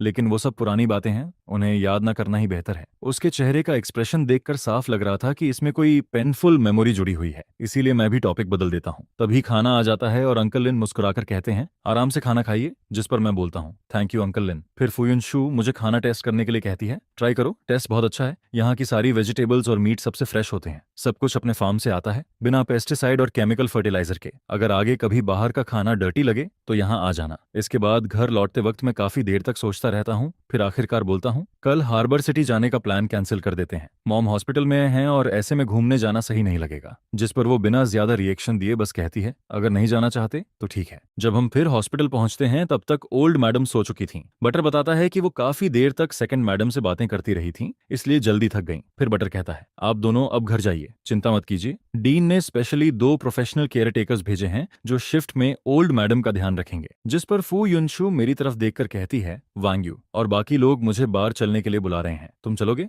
मैं सिर हिलाकर कहता हूँ, नहीं, मुझे अल्कोहल पीना नहीं आता, मैं घर जाकर रेस्ट करूंगा। जिस पर वो कहती है, ठीक है, मैं अंकल लियू को तुम्हें लेने भेज देती हूँ। फिर कुछ देर बाद वो फोन पर कहती है, ठीक है अंकल लियू, मुझे पता है आप पास ही हैं। इसके बाद वो मेरी तरफ मुड़कर कहती है, थोड़ी देर में वो आ जाएंगे। मैं हल्का सा मुस्कुराकर कहता हूँ, तुम भी कम ड्रिंक करना और ड्रिंक करने के बाद ड्राइव मत करना। रात की हल्की ठंडी हवा धीरे धीरे बह रही थी। उस वक्त मुझे अचानक ग्रैंडफादर की कही हुई बात याद आती है, जब कोई तुम्हारी चिंता करता है तभी असली हैप्पीनेस फील होती है। और शायद पहली बार मुझे भी उस हैप्पीनेस का थोड़ा एहसास होने लगता है। उधर फू युनशु की लैश एज हल्के से कांपती है। फिर वो धीरे से जवाब देती है, समझ गई। कुछ देर बाद अंकल लियू आ जाते हैं। वो तब तक वहीं खड़ी रहती है जब तक मैं कार में बैठ नहीं जाता। उसके बाद ही वो खुद ड्राइव करके वहां से निकलती है। उधर बार में पहुंचते ही बाकी लोग उसे देखकर तुरंत वार्म वाटर लेकर आते हैं। आओ आओ, आखिर मैडम आ ही गई, हम लोग कब से तुम्हारा इंतजार कर रहे थे। बिजी पर्सन को पकड़ना कितना मुश्किल है पता है। जिस पर दूसरा इंसान हंसते हुए कहता है, आज तो तुम्हें कुछ ड्रिंक्स पीनी ही पड़ेंगी। लेकिन फू युनशु तुरंत बोलती है, मेरे हस्बैंड ने कहा है कम ड्रिंक करना। यह सुनते ही बाकी सब लोग जोर से हंस पड़ते हैं। क्या बात है, अब शादी के दूसरे दिन से ही हस्बैंड की बातें मानने लगी। फिर कोई मजाक उड़ाते हुए कहता है, अगर अल्कोहल इतनी बुरी लगती है तो आगे से बार मत आया करो, सीधे डेजर्ट शॉप जाया करो और घर जाकर हस्बैंड के साथ वाइन पीना। यह सुनकर सब लोग फिर हंसने लगते हैं। लेकिन अगले ही दिन सुबह मुझे जियांग हाओ का अचानक फोन आता है, टीचर वेन, तुमने छुट्टी क्यों ली? एक पूरा महीना हनीमून के लिए लीव ले ली। मैं कैजुअली जवाब देता हूँ, जाना है या नहीं ये जरूरी नहीं कि मैं सबको बताऊं। लेकिन मेरी बात सुनते ही वो तुरंत भड़क जाता है, सेमेस्टर अभी शुरू ही हुआ है और तुमने लीव ले ली। डिपार्टमेंट हेड ने मेरी और एक दूसरे टीचर की क्लासेस तुम्हारे ऊपर डाल दी हैं। तुम्हें पता भी है तुमने हम पर कितना बर्डन डाल दिया। जिस पर मैं थोड़ा ऑकवर्ड होकर कहता हूँ, मैंने इस बारे में ऑनेस्टली नहीं सोचा था। वैसे भी छुट्टी तो हर कोई लेता है और ये अरेंजमेंट स्कूल मैनेजमेंट ने किया है, मैंने नहीं। लेकिन वो गुस्से में बोलता रहता है, मुझे लगता है तुमने जानबूझकर ऐसा किया है। क्या इसलिए क्योंकि मेरी वाइफ डिलीवरी के करीब है और मैं लीव लेने वाला था? तुम्हें डर था कि तुम्हें मेरी क्लासेस लेनी पड़ेंगी, इसलिए पहले ही छुट्टी लेकर सारी क्लासेस मेरे सिर पर डाल दी। यह सुनकर मैं अंदर ही अंदर इरिटेट हो जाता हूँ। क्या मैं बैकडोर एंट्री लेकर आया हूँ और ऊपर से जानबूझकर क्लासेस भी उस पर डाल रहा हूँ? बिना सच जाने वो इतनी नेगेटिविटी के साथ मेरे बारे में सोच रहा था। सच में पता नहीं कैसे इंसान है ये। तभी अचानक एक आवाज आती है, सन क्या कर रहे हो? जिस पर मैं फोन नीचे रखकर जवाब देता हूँ, मॉम, आज सुबह जियांग हाओ ने अचानक कॉल किया था। उसने ना सिर्फ ये कहा कि तुम बैकडोर रिलेशन से अंदर आए हो, बल्कि ये भी बोल दिया कि तुमने अपनी सारी क्लासेस उस पर डाल दी। वो खुद को समझता क्या है? आखिर वो तुमसे ऐसे कैसे बात कर सकता है? जिस पर मॉम काफी गुस्से में बोलती रहती हैं, अगर कोई प्रॉब्लम थी तो आराम से बात करके सॉल्व नहीं कर सकता था क्या? कुछ क्लासेस ही तो हैं, उन्हें एडजस्ट किया जा सकता है। तुम रुको, अभी मैं तुम्हारे लिए बात करती हूँ। इसके बाद वो तुरंत फोन उठाती हैं और प्रिंसिपल को कॉल कर देती हैं। ओल्ड सू, ये काम तुमने ठीक से हैंडल नहीं किया। मेरा सन इन लॉ छुट्टी ले रहा था तो क्वाइटली नोटिस दे देते। अब पूरा स्कूल जान गया कि उसने हायर मैनेजमेंट के थ्रू लीव ली है और वो एक्स्ट्रा क्लासेस उस टीचर को क्यों दे दी जिसकी वाइफ डिलीवरी लीव पर है। मैं कोई स्पेशल प्रिविलेज मांग नहीं रही, लेकिन तुम भी जानते हो ना मेरी ग्रैंडडॉटर की शादी कितनी मुश्किल से हुई है। क्या उन्हें थोड़ा टाइम साथ बिताने की जरूरत नहीं? अगर बॉन्डिंग ही नहीं होगी तो बच्चे कैसे होंगे? ये सुनकर मैं बिल्कुल स्पीचलेस हो जाता हूँ। लेकिन मॉम बिना रुके बोलती रहती हैं, दोनों अभी तक अलग अलग रूम में सोते हैं। अब तुम ही बताओ, मैं चिंता ना करूं तो कौन करे? और वैसे भी फू ग्रुप हर साल स्कूल को 50 मिलियन डोनेट करता है। मेरा सन इन लॉ थोड़ी सी छुट्टी ले ले तो क्या प्रॉब्लम है? उन 2 टीचर्स को एक्स्ट्रा पेमेंट दे दो, मामला वहीं खत्म हो जाएगा। इतनी सी बात भी सॉल्व नहीं कर सकते क्या? जिस पर सामने वाला शायद तुरंत मान जाता है। फिर मॉम आखिर में कहती हैं, ठीक है, तुम किसी को बोलकर शेड्यूल फिर से अरेंज करवा दो। फोन रखने के बाद वो मेरी तरफ देखकर मुस्कुराती हैं। चिंता मत करो, प्रिंसिपल शू सब ठीक कर देगा। मैं मन ही मन सोचने लगता हूँ, पहले मुझे रिलेशन यूज करके ऊपर आने वाले लोग बिल्कुल पसंद नहीं थे, लेकिन अब ऑनेस्टली कहूँ तो ये 1 महीने की आरामदायक छुट्टी मुझे बुरी भी नहीं लग रही थी। फिर मैं सोचता हूँ जब वापस स्कूल ज्वाइन करूंगा तब उन दोनों टीचर्स को गिफ्ट जरूर दूंगा, कम से कम ग्रैटिट्यूड तो दिखाना चाहिए। इसके बाद मॉम कहती हैं, चलो मुझे बाहर थोड़ा वॉक करवा दो, आज मौसम अच्छा है। जिस पर मैं तुरंत उनका हाथ पकड़कर बाहर ले जाता हूँ। आज आसमान में बादल थे, धूप भी नहीं थी, इसलिए वेदर काफी कंफर्टेबल लग रहा था। फू फैमिली की ओल्ड विला एक शांत इलाके में थी, लेकिन अच्छी बात यह थी कि वहां से हॉस्पिटल और स्कूल दोनों ज्यादा दूर नहीं थे। मैं धीरे धीरे ओल्ड मैडम को सपोर्ट करते हुए शांत रास्ते पर चलाता हूँ। तभी वो अचानक बोलती हैं, चैन, मुझे पता है तुम दोनों अलग अलग रूम में सोते हो, तुम्हें बताने की जरूरत नहीं, मैं समझ गई हूँ, ये जरूर युनशु का आइडिया होगा। फिर वो थोड़ा नाराज होकर कहती हैं, इन दिनों वो बहुत बिजी थी और मैं अभी हॉस्पिटल से वापस आई हूँ, लेकिन आज रात जब वो आएगी ना तो मैं उसे जरूर डांटूंगी। नई नई शादी के बाद कौन अलग रूम में सोता है? यह सुनकर मैं तुरंत पैनिक हो जाता हूँ, क्योंकि अलग सोने का आइडिया तो ओरिजिनल ओनर का था। अगर सारी ब्लेम फू युनशु पर चली गई और उसने सच बता दिया तो मेरी पोल खुल जाएगी। लेकिन मेरी चुप्पी देखकर ओल्ड मैडम उल्टा इमोशनल हो जाती हैं। तुम्हारा नेचर सच में बहुत अच्छा है, हर बात में कॉम्प्रोमाइज कर लेते हो और शिकायत भी नहीं करते। आज रात मैं उसे बोलूंगी कि वो तुमसे प्रॉपरली अपोलोजाइज करे। जिस पर मैं जल्दी से कहता हूँ, मॉम, इसकी जरूरत नहीं है, शादी से पहले हम बस एक बार मिले थे, नेचुरली हमें एक दूसरे को समझने में टाइम लगेगा और उसका काम भी बहुत बिजी है, धीरे धीरे सब ठीक हो जाएगा, आपको टेंशन लेने की जरूरत नहीं। और वैसे भी युनशु ने मेरे साथ कुछ गलत नहीं किया। लेकिन ओल्ड मैडम गहरी सांस लेते हुए कहती हैं, तुम लोगों को जल्दी नहीं है, लेकिन मुझे है। देखो, हमारी उम्र हो चुकी है, अब बस यही इच्छा है कि बच्चे और ग्रैंड चिल्ड्रेन हमारे आसपास हों। तुम्हारे फादर भी अगर ग्रैंड चिल्ड गोद में उठा लें तो शायद हर वक्त ट्रैवल करने की जिद छोड़ दें। फिर वो धीरे से बोलती हैं, असल में हम बूढ़े हो गए हैं, नहीं तो हम तुम्हें इतना फोर्स नहीं करते। पहले हमें लगता था कि बच्चे खुश रहें, वही काफी है, लेकिन उम्र बढ़ने के साथ कुछ अधूरे रिग्रेट्स दिल में रह जाते हैं। जिस पर वो हल्की आवाज में कहती हैं, हमारे घर में कोई थ्रोन तो नहीं है इनहेरिट करने के लिए, लेकिन प्रॉपर्टी बहुत ज्यादा है, आखिर उसे बाहर वालों के हाथ में कैसे जाने दें? यह सुनकर मुझे महसूस होता है कि उनकी बात बिल्कुल गलत भी नहीं थी। फू फैमिली सच में एक टॉप वेल्थी फैमिली थी और इतनी बड़ी प्रॉपर्टी नेचुरली इनहेरिटेंस इश्यू बन सकती थी। ओल्ड मैडम और ओल्ड मास्टर के पास सिर्फ फू युनशु ही थी, इसलिए उनका चिंतित होना भी नॉर्मल था। लेकिन आयरनी ये थी कि ओरिजिनल स्टोरी में आखिरकार सारी प्रॉपर्टी सेकंड ब्रांच के हाथ में चली जाती है। फिर ओल्ड मैडम मेरा हाथ पकड़कर कहती हैं, चेन, मुझे पता है तुम मेरी बात समझ रहे हो, मैं तुम्हें अभी डिसीजन लेने के लिए फोर्स नहीं कर रही, मैं बस चाहती हूँ कि तुम इस मैरिज को सीरियसली लो। शादी कोई ऐसी चीज नहीं कि मुश्किल आते ही डिवोर्स कर लो। हस्बैंड वाइफ को एक दूसरे के साथ एडजस्ट होने में टाइम लगता है। फिर वो थोड़ा सीरियस होकर कहती हैं, और एक बात साफ कहूंगी, इस फैमिली को हीयर्स चाहिए। तुम्हें पता है ना इस प्रॉपर्टी पर कितनी नजरें लगी हुई हैं। मैंने और उसके फादर ने ये सब जीरो से शुरू किया था, यहाँ तक पहुंचना आसान नहीं था। इसके बाद वो फू युनशु के चाइल्डहुड के बारे में बताने लगती हैं। जब वो छोटी थी तब उसे अपने ग्रैंडफादर के साथ कुकिंग करना बहुत पसंद था। प्राइमरी स्कूल में उसका सपना शेफ बनने का था, लेकिन उसके फादर ने उसे काफी डांटा। उसके बाद जानबूझकर उसे बिजनेस नॉलेज सिखाई गई ताकि वो फ्यूचर में इस फैमिली की रिस्पॉन्सिबिलिटी संभाल सके। फिर वो धीरे से कहती हैं, मुझे अपनी बेटी पर बहुत दया आती है, लेकिन ये रिस्पॉन्सिबिलिटी है जिसे उसे उठाना ही पड़ेगा। मैं चुपचाप बैठकर उनकी सारी बातें सुनता रहता हूँ। मेरे दिल में अजीब सी फीलिंग उठने लगती है। अब मुझे समझ आने लगता है कि जब उस दिन मैंने ग्रैंडफादर का जिक्र किया था तब फू युनशु का एक्सप्रेशन अचानक क्यों बदल गया था। शायद उसके चाइल्डहुड की सारी प्रेशर और मेमोरीज उसी से जुड़ी हुई थी और शायद इसी वजह से वो बच्चे भी नहीं चाहती थी। जिस पर मैं धीरे से जवाब देता हूँ, मॉम, आपकी सारी बातें मैं समझता हूँ, लेकिन हमारी शादी को अभी ज्यादा वक्त नहीं हुआ, हमें थोड़ा समय चाहिए एक दूसरे के साथ एडजस्ट होने के लिए। और बच्चे की बात, वो सिर्फ चाहने से तुरंत नहीं हो जाता, हम दोनों अभी मेंटली तैयार नहीं है। लेकिन ओल्ड मैडम तुरंत बोलती हैं, मैंने तुम दोनों की प्रिमारियल हेल्थ रिपोर्ट देखी है, दोनों बिल्कुल हेल्दी हो और लड़का लड़की अगर लंबे समय तक साथ रहें तो फीलिंग्स अपने आप डेवलप हो जाती हैं, इसलिए जल्दी बच्चा होना ही सबसे अच्छा है। उनका सीरियस एक्सप्रेशन देखकर मैं पूरी तरह निरुत्तर हो जाता हूँ। उस रात आखिरकार फू युनशु को वापस बुला लिया जाता है, जिस पर ओल्ड मैडम सख्त आवाज में कहती हैं, तुम दोनों अपने रूम में जाओ और थोड़ा रिलेशनशिप इंप्रूव करो, चाहे सिर्फ बैठकर बातें ही क्यों ना करो। फू युनशु शायद उन्हें नाराज नहीं करना चाहती थी, इसलिए वो क्वाइटली उठती है और मुझे साथ आने का इशारा करती है। मैं रूम में जाकर कैजुअली सोफा पर बैठ जाता हूँ और फोन चलाते हुए शाम की सारी बातें सोचने लगता हूँ। डिनर के वक्त ओल्ड मैडम ने फू युनशु को काफी डांटा था। उन्होंने कहा था कि वेडिंग नाइट पर उसे मुझे अकेला नहीं छोड़ना चाहिए था। लेकिन पूरी बात सुनने के दौरान फू युनशु ना तो कुछ डिनाई करती है और ना ही कोई एक्सप्रेशन दिखाती है। वो बस चुपचाप सब सुनती रहती है, जिस पर मैं मन ही मन सोचता हूँ शायद वो इस बात को सीरियसली नहीं ले रही। तभी अचानक वो मेरी तरफ देखकर पूछती है, आज मॉम ने तुमसे काफी बातें की ना? मैं कैजुअली जवाब देता हूँ, मैं उन्हें वॉक पर ले गया था। उन्होंने बहुत सारी बातें बताई। बच्चों वाली बात मैं जानबूझकर मेंशन नहीं करता, लेकिन तभी वो सीधा पूछती है, क्या तुमने मॉम से कहा कि मैं तुम्हें इग्नोर करती हूँ? जिस पर मैं तुरंत बोलता हूँ, नहीं, वो तो उन्होंने खुद कहा था। फिर वो मेरी आंखों में देखते हुए पूछती है, लेकिन तुमने उन्हें एक्सप्लेन भी नहीं किया। सही कह रही हो ना? इसके बाद कमरे में कुछ सेकंड के लिए साइलेंस छा जाता है। फिर वो धीरे से पूछती है, तो अब तुम्हारा क्या प्लान है? वापस अलग अलग रूम्स में सोना है या फिर हस्बैंड वाइफ की रिस्पॉन्सिबिलिटीज निभानी शुरू करें? ऐसा भी नहीं है कि ये नहीं हो सकता। पिछले जन्म में मैंने कभी किसी से प्यार तक नहीं किया था और न ही कभी उस तरह की कोई चीज एक्सपीरियंस की थी। फो वॉन तो इतनी खूबसूरत और दिल हिला देने वाली है, फिर मैं क्यों मना करूं? बच्चे तो अभी जरूरी नहीं है, लेकिन हस्बैंड वाइफ वाली लाइफ तो हो सकती है। तब हम लोग प्रिकॉशंस यूज कर लेंगे, है ना? लगता है दादी ने इनहेरिटेंस वाली बात भी तुमसे कर ली है। क्या तुम फ्यूचर में होने वाले बच्चे की पोजीशन मजबूत करना चाहते हो? मेरा वो मतलब नहीं है। मैं बस हस्बैंड वाइफ की रिस्पॉन्सिबिलिटी निभाने की बात कर रहा था। रहने दो, रहने दो, आज मैं सोफा पर सो जाता हूँ। वापस आने के बाद भी एक ही रूम में रहने की जरूरत नहीं है। मैंने पहले ही मॉम से कह दिया था कि इस चीज की कोई जल्दी नहीं है। आखिर मैंने उस वक्त हाँ क्यों बोल दिया? अब तो मेरी असली रंगीन सोच सामने आ गई।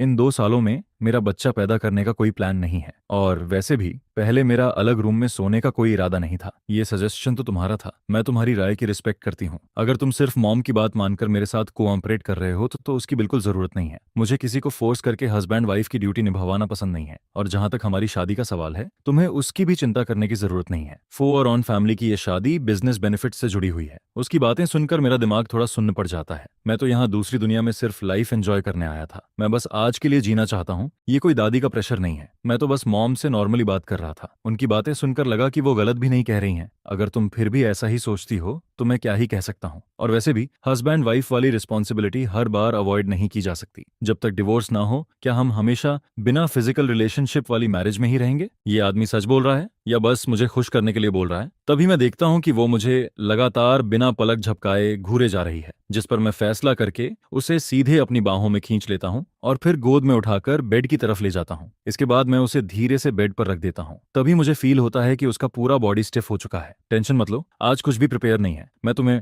टच नहीं करूंगा। हम बस फ्रेश होकर सो जाते हैं। अगली सुबह जब मेरी आंख खुलती है, तब तक मेरे बगल में कोई नहीं होता। फ्रेश होकर नीचे जाने के बाद वो पूछती है, अब ठीक फील कर रहे हो? इधर आकर बैठो। कल रात अच्छी नींद आई थी? जिस पर मैं कहता हूँ, हाँ बहुत अच्छी। आज सैटरडे है और तुम दोनों को काम पर भी नहीं जाना। कहीं घूमने चले जाओ। हमारे फैमिली का एक रिसोर्ट एरिया है, वहाँ का व्यू काफी सुंदर है। वान तो तुम्हें वहाँ घुमाने ले जाए तो कैसा रहेगा? मॉम डैड की उम्र अब काफी हो चुकी है, इसलिए कुछ बातें अगर मैं मान सकता हूँ तो मना नहीं करूंगा। बस वो खुश रहें, उसके लिए मैं कुछ भी करने को तैयार हूँ। मुझे लगा था कि जो चीज वो नहीं करना चाहती उसके लिए कोई भी उसे फोर्स नहीं कर सकता। लेकिन फो वानथुर बहुत ही ओबीडियंट डॉटर निकली। माँ बेटी का ऐसा रिश्ता देखकर मुझे काफी अच्छा लगता है। मैं कार की विंडो से बाहर सड़क को देखते हुए पुरानी यादों में खो जाता हूँ। इस दुनिया में आने के बाद दूर रहने वाले पेरेंट्स ने सिर्फ हमारी शादी के दूसरे दिन मुझे एक मैसेज भेजा था। उन्होंने कहा था, इतनी दूर आने की जरूरत नहीं है, नई बहू को वापस घर मत लाना। उसके बाद उन्होंने ज्यादा कांटेक्ट भी नहीं किया। सच कहूं तो मेरे अंदर हमेशा फैमिली अफेक्शन की कमी रही है। लेकिन ओरिजिनल बॉडी वाले पेरेंट्स का तो पहले ही डिवोर्स हो चुका था। ओरिजिनल ओनर बचपन से ही काफी इंडिपेंडेंट लाइफ जी रहा था। उस दिन जब मेरे पास कोई काम नहीं था, तब मैंने शादी के बाद पेरेंट्स द्वारा दिए गए एसेट्स का हिसाब लगाया। अगर सबको कैश में बदलें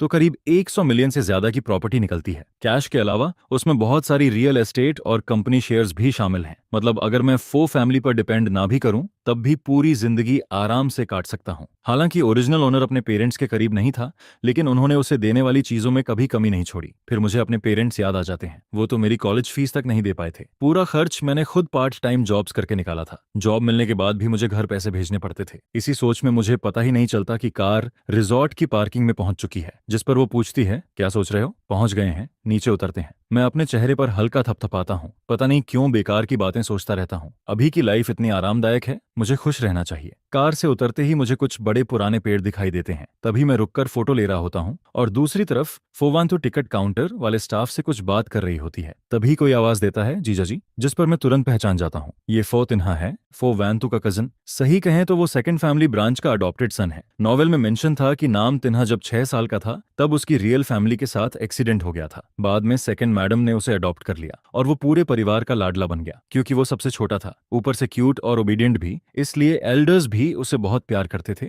और बड़े भाई बहन भी बचपन से उसे पैम्पर करते आए थे। जिस पर फो वान थुर उससे पूछती है, यहाँ काम कैसा चल रहा है, ज्यादा बिजी तो नहीं रहते? वो जवाब देता है, सब बहुत अच्छा है। जब मैं यहाँ आया तब समर सीजन भी खत्म हो चुका था। थैंक्स सिस्टर, आपने डैड से कहकर मुझे यहाँ काम दिलवाया। मुझे ये जगह बहुत पसंद है। जिस पर वो मुस्कुराकर कहती है, पसंद है तो अच्छी बात है। आज सैटरडे है इसलिए मैं और तुम्हारे जीजा बस थोड़ा घूमने आए हैं। तभी वो एक्साइटेड होकर कहता है, तो फिर मैं आप दोनों को घुमाता हूँ। वैसे भी अभी मैं फ्री हूँ। सिस्टर जीजा, आप दोनों को ऐसे कभी कभी डेट पर निकलना चाहिए। तभी वो हंसते हुए कहती है, हमें तो दादी ने जबरदस्ती भेजा है, नहीं तो हम दोनों कहाँ बाहर निकलते। इसके बाद हम साइट सीइंग कार की पीछे वाली सीट पर बैठ जाते हैं। टीन हार रास्ते भर व्यूज के बारे में एक्सप्लेन करता रहता है। चारों तरफ का सीनरी बहुत सुंदर होता है और कई लोग खुले मैदान में कैंपिंग भी कर रहे होते हैं। तभी वो पूछता है, आज आप लोग यहीं रुकना चाहेंगे? यहाँ के ट्री हाउसेस बहुत शानदार हैं। दोपहर में सनसेट दिखता है और रात में स्टार्स भी साफ दिखाई देते हैं। ये सुनकर मैं तुरंत एक्साइटेड हो जाता हूँ। मेरे सामने बना ट्री हाउस पूरा वुडन स्ट्रक्चर का होता है। ऊपर जाने के लिए स्टेयर्स हैं और नीचे आने के लिए स्लाइड लगी हुई है। वहाँ एक स्विंग भी टंगा हुआ है। ट्री हाउस की बड़ी सी विंडो पर विंड चाइम्स लटक रही होती हैं, जो बहुत सुंदर लगती हैं। जिस पर मैं पूछता हूँ, क्या हम सच में यहाँ रुक सकते हैं? मैं इमेजिन भी नहीं कर सकता कि मैं कितना खुश हूँ। वो हंसते हुए कहता है, बिल्कुल रुक सकते हैं, ये सब अपना ही है। जीजा जी, आपको जो रूम पसंद आए उसमें रह सकते हैं। जिस पर मैं कहता हूँ, तुम अरेंज कर दो,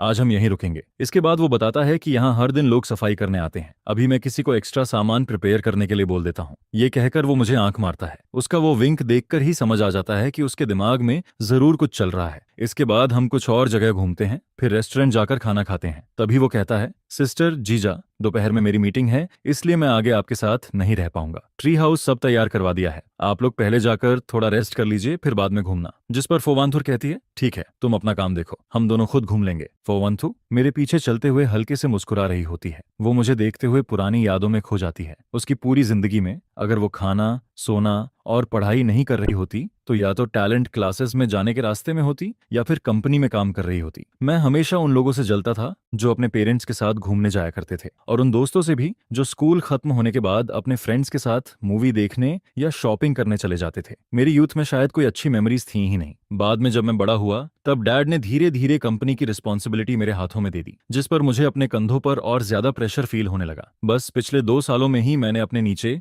2 कैपेबल असिस्टेंट्स तैयार किए, जिसके बाद कभी कभी खुद के लिए थोड़ा टाइम निकाल पाता हूँ और फैमिली के साथ ऐसे बाहर घूमने आ पाता हूँ। ये पहली बार है। तभी फोवांथुर आवाज लगाती है, जल्दी इधर आओ, डोर खोलो ना, अंदर जाकर देखना है, जल्दी करो। वांथुर तो निकलने से पहले ही की दे चुकी थी। पता नहीं ये वुमन पीछे क्या कर रही है, लेकिन सच कहूँ जब ये हंसती है ना तब बहुत खूबसूरत लगती है। जिस पर मैं कहता हूँ, जल्दी डोर खोलो। डोर खुलते ही सामने एक बड़ा सा सॉफ्ट बेड दिखाई देता है। मैं आगे बढ़कर देखता हूँ, वहाँ बेड पर 2 साफ पैजामे रखे होते हैं और उनके बगल में एक छोटा सा बॉक्स भी रखा होता है। ये जरूर उस शैतान फो तिन्हा की हरकत होगी। तभी समझ आता है कि वो बार बार मुझे आंख क्यों मार रहा था। असली मतलब तो ये था। सच में काफी थॉटफुल निकला वो। फोवांथुर की नजर भी उस बॉक्स पर पड़ जाती है। ऊपर से वो काम दिखने की कोशिश करती है, लेकिन उसके हल्के लाल हुए चीक्स सब रिवील कर देते हैं। फिर वो कहती है, तुम पहले शॉवर ले लो, वैसे भी तुम रेस्ट करना चाहते थे ना। खाना खाने के बाद मुझे थोड़ी नींद आ रही है, ऊपर से सुबह भी जल्दी उठ गई थी, अब तो आंखें बंद होने लगी हैं। जिस पर मैं पैजामे लेकर बाथरूम में चला जाता हूँ। नहाकर बाहर आता हूँ तो देखता हूँ कि फोवांथुर सोफा पर बैठकर बुक पढ़ रही होती है। मैं पूछता हूँ, क्या तुम रेस्ट नहीं करोगी? जिस पर वो जवाब देती है, तुम पहले सो जाओ, मैं शॉवर लेकर आती हूँ। ये सुनकर मैं सीधे बेड पर लेट जाता हूँ। कुछ ही देर में मेरी आंख लग जाती है और मैं गहरी नींद में सो जाता हूँ। बाद में जब फोवांथुर शॉवर लेकर आती है तो वो भी मेरे बगल में लेट जाती है। तभी अचानक मैं नींद में पलटता हूँ और लगभग अपना हाथ उसके ऊपर रख देता हूँ, जिस पर वो हल्के से सांस छोड़ती है। फिर उठकर वापस सोफा पर जाकर का बुक पढ़ने लगती है। जब मेरी आंख खुलती है तब मैं खुद को बेड के दूसरी तरफ पाता हूँ। मैं तुरंत फोवांथु की तरफ देखता हूँ। तभी वो भी आंखें खोल देती हैं। जिस पर मैं पूछता हूँ, क्या मैं ज्यादा जगह घेर रहा था इसलिए तुम सो नहीं पाई? अगर चाहो तो मैं फोतिन्हा से एक और रूम तैयार करने को कह दूं। जिस पर वो कामली जवाब देती है, जरूरत नहीं है, ये हाई क्लास मैरिज है। अगर हस्बैंड वाइफ का रिश्ता स्टेबल दिखेगा तो दोनों फैमिलीज के बिजनेस के लिए अच्छा रहेगा, वरना बाहर लोग बातें बनाएंगे और कंपनी के शेयर्स पर भी असर पड़ सकता है। इसलिए बाहर कम से कम थोड़ा ध्यान रखना चाहिए। रात में मैं बेड पर लेटा हुआ आसमान देख रहा होता हूँ। फिर मैं कहता हूँ, वांथु, क्या तुम्हें पता है वो वाला कॉन्स्टलेशन बिग बियर है? आधी नींद में वो जवाब देती है, हाँ पता है। जिस पर मैं एक्साइटेड होकर कहता हूँ, तो मुझे दिखाओ ना। करीब 10 मिनट बाद रिजॉर्ट मैनेजर किसी को टेलीस्कोप लेकर भेज देता है। फोवांथु टेलीस्कोप एडजस्ट करके मुझे बुलाती है। मैं जैसे ही उसमें देखता हूँ मेरी आंखें चमक उठती हैं। ये तो अनबिलीवेबल है, इतना क्लियर दिख रहा है, बहुत सुंदर है। फिर वो मुझे ओरियन कॉन्स्टलेशन दिखाते हुए कहती है, वो 3 स्टार्स जो एक लाइन में हैं वही उसका बेल्ट है। जिस पर मैं धीरे से कहता हूँ, वांथु, थैंक यू। आज मैंने सबसे खूबसूरत स्टारी स्काई देखा है और सच कहूं तुम भी बहुत खूबसूरत हो। अगले दिन फोतिनहा मुझे ब्रेकफास्ट के लिए बुलाने आता है। वो लगातार आंख मारते हुए पूछता है, तो कैसा रहा कल रात, मजा आया ना? जिस पर मैं मिल्क का सिप लेते हुए पूछता हूँ, किस बात का मजा? तभी वो ओल्ड लेडी की तरह आंखें झपकाते हुए कहता है, कल रात इतना रोमांटिक व्यू था, छोटा सा हाउस भी परफेक्ट था, तुम दोनों ने कुछ नहीं किया क्या? जो चीजें मैंने प्रिपेयर करवाई थी उनका इस्तेमाल हुआ या नहीं? जिस पर मैं कैजुअली जवाब देता हूँ, कल हम दोनों बहुत थक गए थे, शॉवर लेने के बाद सीधे सो गए। पूरा दिन रिसॉर्ट में घूमने के बाद किस में ताकत बचती है। लेकिन असल में मैं बाथरूम में जाकर कोल्ड शॉवर ले रहा था। बाहर आने के बाद मैंने देखा कि फोवंथुर असिस्टेंट के साथ फोन पर बात कर रही थी। फिर वो लैपटॉप खोलकर आधी रात तक काम करती रही और मैं टेलीस्कोप से स्टार्स देखता रहा। ये सुनकर वो हंसते हुए कहता है, अच्छा अच्छा, मैं तो बस तुम दोनों का रिलेशनशिप और वार्म करने की कोशिश कर रहा था, लेकिन मेरे लिए पिछली रात सच में अनफॉरगेटेबल मेमोरी बन गई। रिसॉर्ट से वापस आने के बाद फोवांतु मुझसे कहती है, मॉम को उनकी कुछ ओल्ड फ्रेंड्स घूमने ले गई हैं, इसलिए अगले कुछ दिनों तक ओल्ड मैंशन जाने की जरूरत नहीं है। सच में ओल्ड मैडम भी कम नहीं है। हाथ टूटने के बाद भी उनका घूमने का मन नहीं रुकता। मैं 2 दिन घर में पड़ा रहा और अब बोरियत होने लगी। बुक्स पढ़ने और लेसन प्लान्स देखने के अलावा कुछ करने को नहीं था। ओरिजिनल ओनर शायद हमेशा वर्कआउट मेंटेन करता था, लेकिन मुझे तो टेनिस खेलना ज्यादा पसंद है। क्यों मैं ना किसी को साथ खेलने के लिए बुलाऊं? तभी अचानक फोन बजता है। दूसरी तरफ से आवाज आती है, भाई बचाओ, क्या हुआ? बच्चा स्कूल चला गया है, मैं बोर्डम से मर रहा हूँ। अगर और घर में बंद रहा तो सच में फंगस लग जाएगी। उस दिन तुम्हारी घूमने वाली फोटोज देखी थी, जेलसी से पागल हो गया था, लेकिन वीकेंड में बच्चा घर पर था इसलिए कहीं जा नहीं पाया। ये सुनकर मैं हंस देता हूँ। इसका मेंटल स्टेट देखकर लगता ही नहीं कि कोई बड़ी प्रॉब्लम हुई है। सच में जैसे नींद में पड़े इंसान को पिलो मिल जाए। फिर मैं पूछता हूँ, टेनिस खेलने चलेगा? जिस पर वो तुरंत एक्साइटेड होकर कहता है, बिल्कुल, मेरे घर पर प्राइवेट टेनिस कोर्ट है, वहां आराम से खेलेंगे, कोई डिस्टर्ब भी नहीं करेगा, जैसे चाहो वैसे खेलना। मैं भी तुरंत एग्री कर देता हूँ। वैसे भी प्लेस और प्लेइंग पार्टनर दोनों एक साथ मिल गए और उसका घर भी हमारे घर से ज्यादा दूर नहीं था। कार से सिर्फ आधा घंटा लगता है। बाद में बस अंकल लियो से कह दूंगा मुझे वहां छोड़ दिया करें। मैं पूरे घर में सूटेबल स्पोर्ट्स क्लोथ्स ढूंढता हूँ, लेकिन कुछ नहीं मिलता। तभी समझ आता है कि ओरिजिनल ओनर को स्पोर्ट्स में इंटरेस्ट ही नहीं था, इसलिए उसने कुछ प्रिपेयर नहीं किया। जिस पर मैं अंकल लियो से मॉल चलने को कहता हूँ। वहां जाकर मैं 2 कंफर्टेबल टेनिस आउटफिट्स खरीदता हूँ और फिर उसके घर पहुंचता हूँ। शुरुआत में हम दोनों आराम से खेल रहे होते हैं। तभी वो हंसते हुए कहता है, अभी तो सिर्फ वार्म अप चल रहा है, अब इस मूव को रोक कर दिखाओ, आज खेलकर बहुत मजा आ रहा है। आपात कब बात आ रही है? वैसे तुमने टेनिस किससे सीखी? कोई प्राइवेट कोच था क्या? जिस पर मैं दिमाग में पुरानी मेमोरीज सर्च करता हूँ। ओरिजिनल ओनर कॉलेज में टेनिस क्लब ज्वाइन कर चुका था। उसने कुछ समय ट्रेनिंग भी ली थी, लेकिन उसे इस गेम में ज्यादा इंटरेस्ट नहीं था। हालांकि उसके फैमिली कंडीशंस अच्छे थे, इसलिए प्राइवेट कोच होना कोई स्ट्रेंज बात नहीं लगती। मैं कैजुअली जवाब देता हूँ, कॉलेज में थोड़ा सीखा था। ये सुनकर वो कहता है, लेकिन तुम काफी अच्छा खेलते हो, तुम्हारे मूव्स भी बहुत प्रोफेशनल लग रहे हैं। बाद में तुम्हें वीडियो दिखाऊंगा। जब तुम टेनिस खेलते हो ना तब बहुत हैंडसम लगते हो। असल में यहाँ आने से पहले उसने मुझे मैसेज किया था, भाई क्या मैं तुम्हारा वीडियो बनाकर ऑनलाइन डाल सकता हूँ? और मैंने बिना सोचे हाँ बोल दिया था। इसीलिए जैसे ही मैं उसके घर में एंटर हुआ उसने रिकॉर्डिंग शुरू कर दी। कुछ देर बाद हम रेस्ट करते हैं, शॉवर लेते हैं, कपड़े बदलते हैं और फिर सोफा पे बैठकर वो वीडियो देखते हैं। तभी वो एक्साइटेड होकर कहता है, भाई तुम बिल्कुल एनर्जेटिक कॉलेज स्टूडेंट जैसे लग रहे हो। इसके बाद वो मेरी बॉडी की तारीफ करने लगता है, इन लॉन्ग लेग्स को देखो और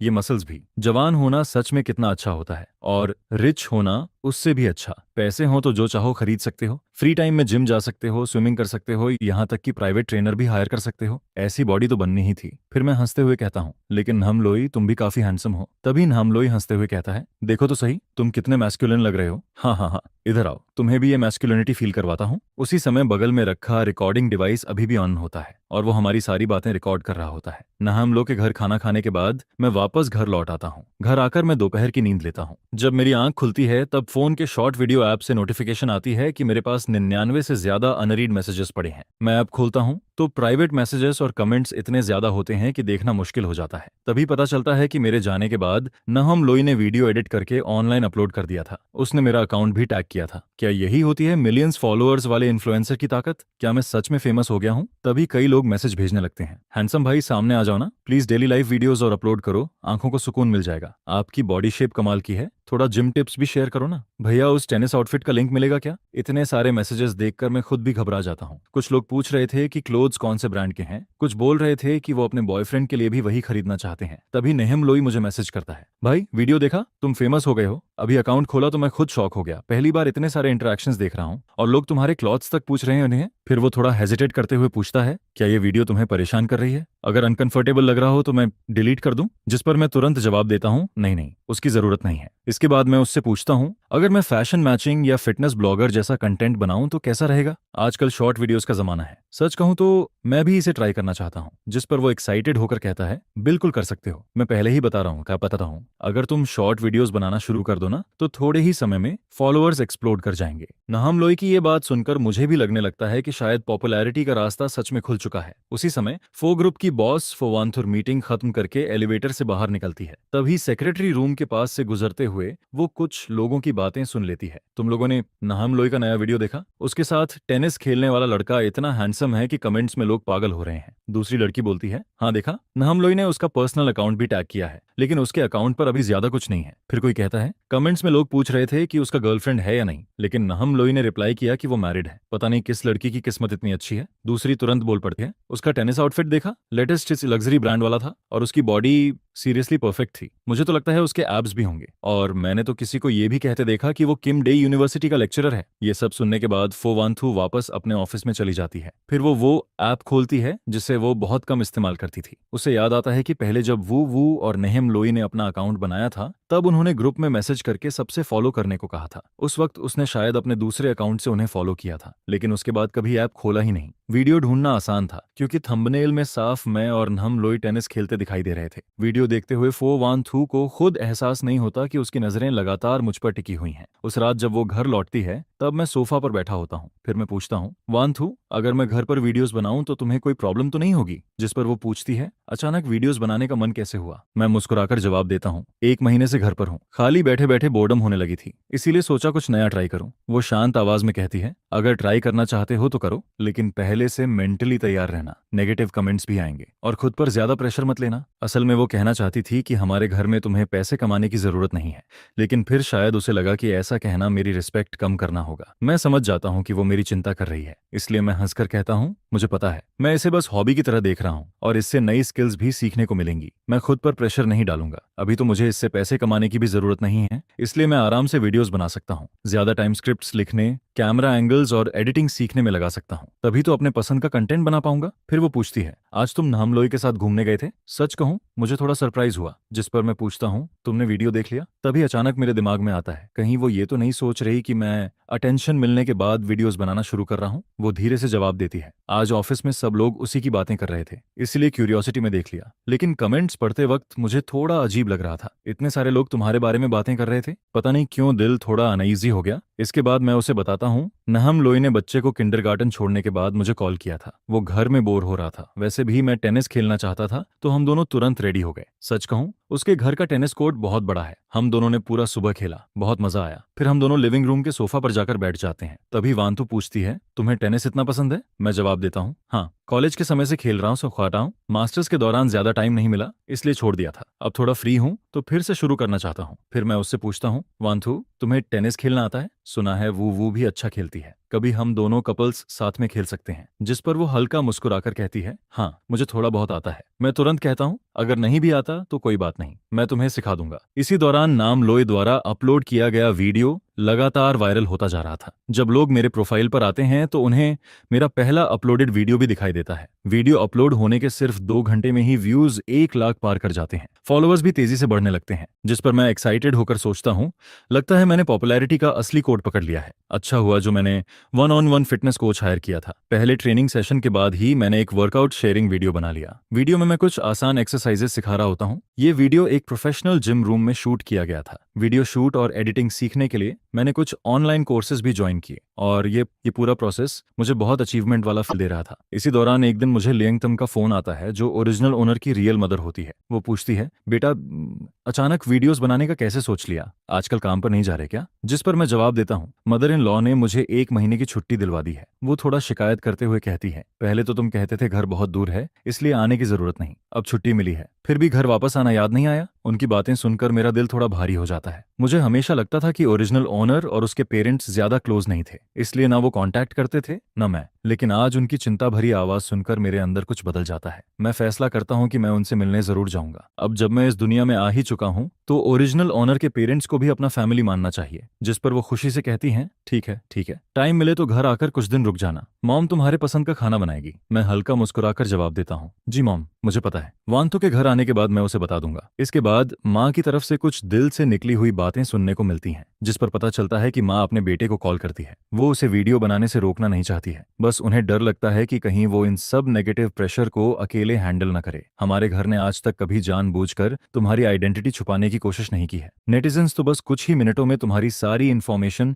जड़ तक निकाल सकते हैं। जिस पर माँ पूछती है कि क्या तुमने इससे डील करने का कोई तरीका सोच लिया है, जिसके जवाब में वो कहता है कि उसे अच्छे से पता है कि उसे क्या करना है। ओरिजिनल ओनर वैसे भी बड़े लोगों की दुनिया का यंग मास्टर था। उसकी आइडेंटिटी में ऐसा कुछ भी नहीं है जिसे लेकर लोग ज्यादा डींग करें, और ना ही कोई स्कैंडल है जिस पर वो सोचता है कि आखिर डरने वाली बात ही क्या है। बल्कि उसने तो ओरिजिनल ओनर के ग्रैंड पेरेंट्स तक की इन्फॉर्मेशन भी खास तौर पर चेक की थी। पूरे फैमिली की 3 पीढ़ियां अच्छे कैरेक्टर वाली रही हैं, और अब के टाइम में तो ट्रैफिक ही किंग है। क्या पता इससे कंपनी को थोड़ा फायदा ही मिल जाए, शायद उसे एक्स्ट्रा डिविडेंड भी मिल जाए। इसके बाद उसके पास ओरिजिनल ओनर के रियल फादर का भी कॉल आता है, जिस पर वो कहते हैं, बेटा वही बात फिर से कहूंगा, जो करना है करो, अगर कोई प्रॉब्लम आए तो सीधे मुझे बताना, मैं सब संभाल लूंगा। यह सुनकर उसे पहली बार ऐसा फील होता है कि चाहे कुछ भी हो जाए उसके पीछे खड़े रहने वाला कोई है। ओरिजिनल ओनर सच में प्यार की कमी वाला इंसान नहीं था। फिर उसका दोस्त उसकी तारीफ करते हुए कहता है, नाइस है भाई, वीडियो काफी अच्छा शूट किया है, तो अब कंपनी के प्रोडक्ट्स प्रमोट कब कर रहा है। जिस पर वो हंसते हुए कहता है, अरे दीदी को मेरी क्या जरूरत पड़ेगी, मेरी थोड़ी बहुत पॉपुलैरिटी की तुलना उन बड़े स्टार्स से कैसे होगी। वो लोग बस एक लाइव स्ट्रीम में करोड़ों की सेल्स कर देते हैं, मैं तो बस मजाक में बोल रहा था। दीदी अगर मुझे सपोर्ट करती है तो वो सिर्फ एक लाइन बोलने भर की बात है। जिस पर सामने वाला कहता है कि उसने ये बात पहले ही उसकी सिस्टर को बता दी है, और उसकी सारी इन्फॉर्मेशन भी प्रॉपरली सिक्योर रखी जाएगी। यह सुनकर वो चैन की सांस लेते हुए थैंक यू बोल देता है। इसके बाद शिया युनझो उसे डिनर के लिए बुलाता है, जिस पर वो आन जांग से कहता है कि आज रात शिया युनझो ने उसे बाहर खाने पर बुलाया है,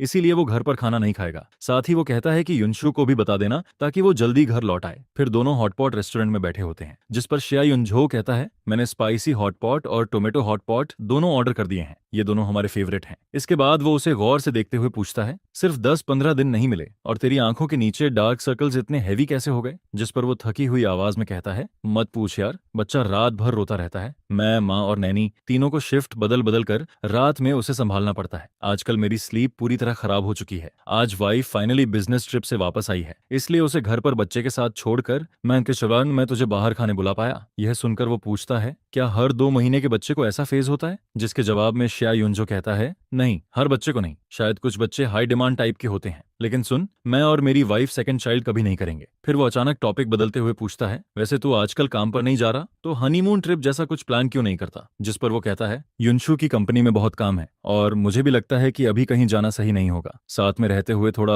ऑकवर्ड फील होता है। यह सुनकर शिया युनजो जोर से हंस पड़ता है, क्या ऑकवर्ड भाई, कहीं ऐसा तो नहीं कि तुम दोनों के बीच अभी तक कुछ हुआ ही नहीं। यह सुनकर वो तुरंत घबरा जाता है और कहता है, अरे ये हॉटपॉट रेस्टोरेंट है, मेरा घर नहीं, कैसी बातें कर रहा है। जिस पर शिया युनजो आराम से कहता है, रिलैक्स, यहाँ कौन हमारी बातें सुन रहा है, लेकिन सच बोलूं तो ऐसे सेक्सलेस मैरिज में रहना ठीक नहीं है। यह सुनकर वो थोड़ा शर्माते हुए कहता है, इस बारे में मैं बस इतना कह सकता हूँ कि हम किस कर चुके हैं। फिर वो बताता है कि इन दिनों युनशु खाना खाने के बाद सीधे स्टडी रूम में चली जाती है और जब तक वो बेडरूम में लौटती है तब तक वो खुद सो चुका होता है। रिसोर्ट से वापस आने के बाद से उसे ऐसा लग रहा है कि युनशु जानबूझकर उससे दूरी बना रही है। जिस पर शिया युनजो कहता है, ये कैसे हो सकता है। वो खाना खाकर स्टडी रूम में जाती है तो तू उसका इंतजार नहीं कर सकता, लेकिन वो बात टालते हुए कहता है, छोड़ना, अब खाना खाते हैं। इसके बाद वो घर लौट आता है, जिस पर सर्वेंट उसे देखकर कहती है, यंग मास्टर वापस आ गए। फिर वो बताती है कि ये कॉफी मैडम युनशु के लिए है। ये सुनकर वो पूछता है, इतनी रात में भी कॉफी। जिस पर सर्वेंट बताती है कि मैडम ने खुद प्रिपेयर करने को कहा है, शायद आज इंटरनेशनल मीटिंग है